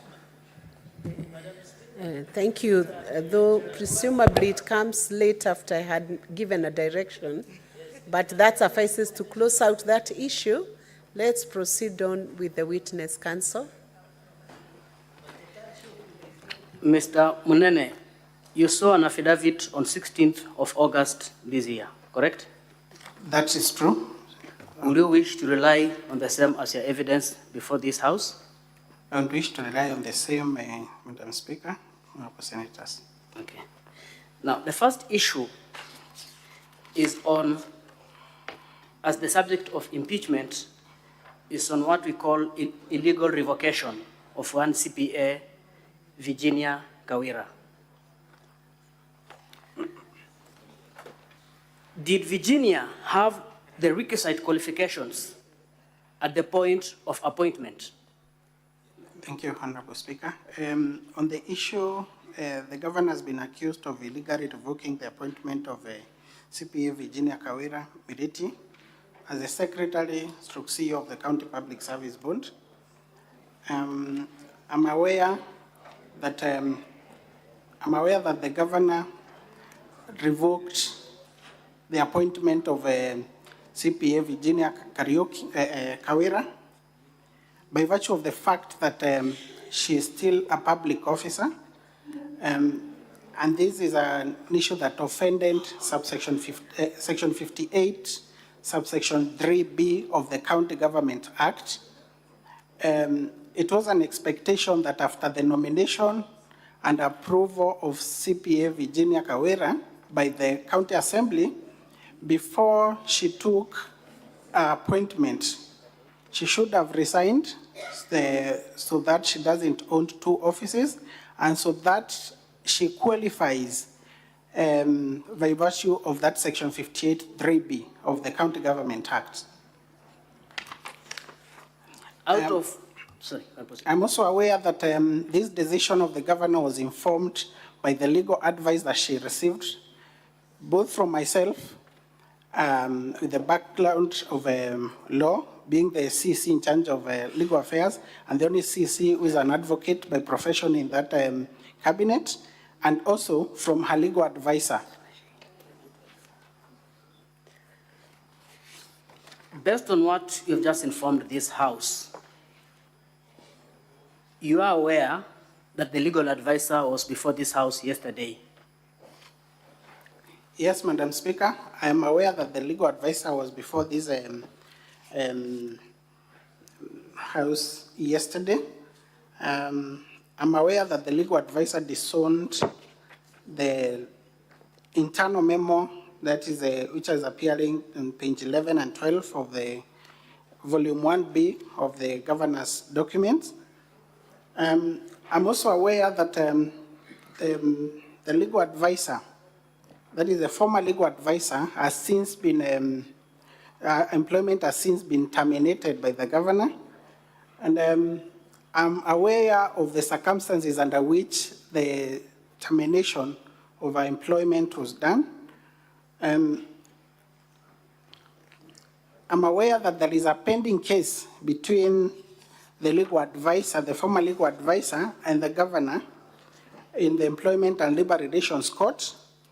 And I'm aware that the former legal advisor is represented by the firm of Ngwele and Company Advocates, which is the same firm that is representing the county public, the CEO of the County Public Service Board, that is Virginia Kawira. I'm aware they share the same advocate. I'm aware that in the documents filed in court by the former legal advisor, the Saint Virginia Kawira appears as the Linda Keome's witness. So I would not be surprised that Linda Keome would disown such an advice that she gave while still in office. Thank you. Will you confirm unequivocally whether she ever consulted you or shared with you this letter prior to tendering to Her Excellency the Governor? Yes, I confirm that we discussed the issue. I confirm that she delivered the letter to myself, which I delivered it to the Governor. Yes, and I can confirm that thereafter, when the Governor did the letter of termination, and the response, there was an advisory from the chairperson of the Meru County Public Service Board in reference to that revocation. Linda Keome was not available to advise the governor on how to respond to such. I'm aware that we agreed that I look at the documents since we had discussed over this issue, and I advised the governor on how to respond to the response from Julius Kainga Mitu, the County Public Service Board Chair. I'm aware that the governor did this letter between page 13 to that running 13, 14, and 15. Honorable Senators, it's now 1 p.m. and I want first of all to notify the governor's team of their remaining time, which is 1 hour, 55 minutes out of the total time of 2 hours, 40 minutes. This will be reflected in the supplementary order paper that will be printed for the afternoon session. The County Assembly team will have 1 hour, 10 minutes out of their total time of 1 hour, 20 minutes. Honorable Senators, the session in the afternoon will resume at 2 p.m., not 2:30 p.m. So, Honorable Senators, it's now 1 p.m., time to adjourn the Senate. The Senate therefore stands adjourned until later today, Tuesday, 20th August 2024 at 2 p.m.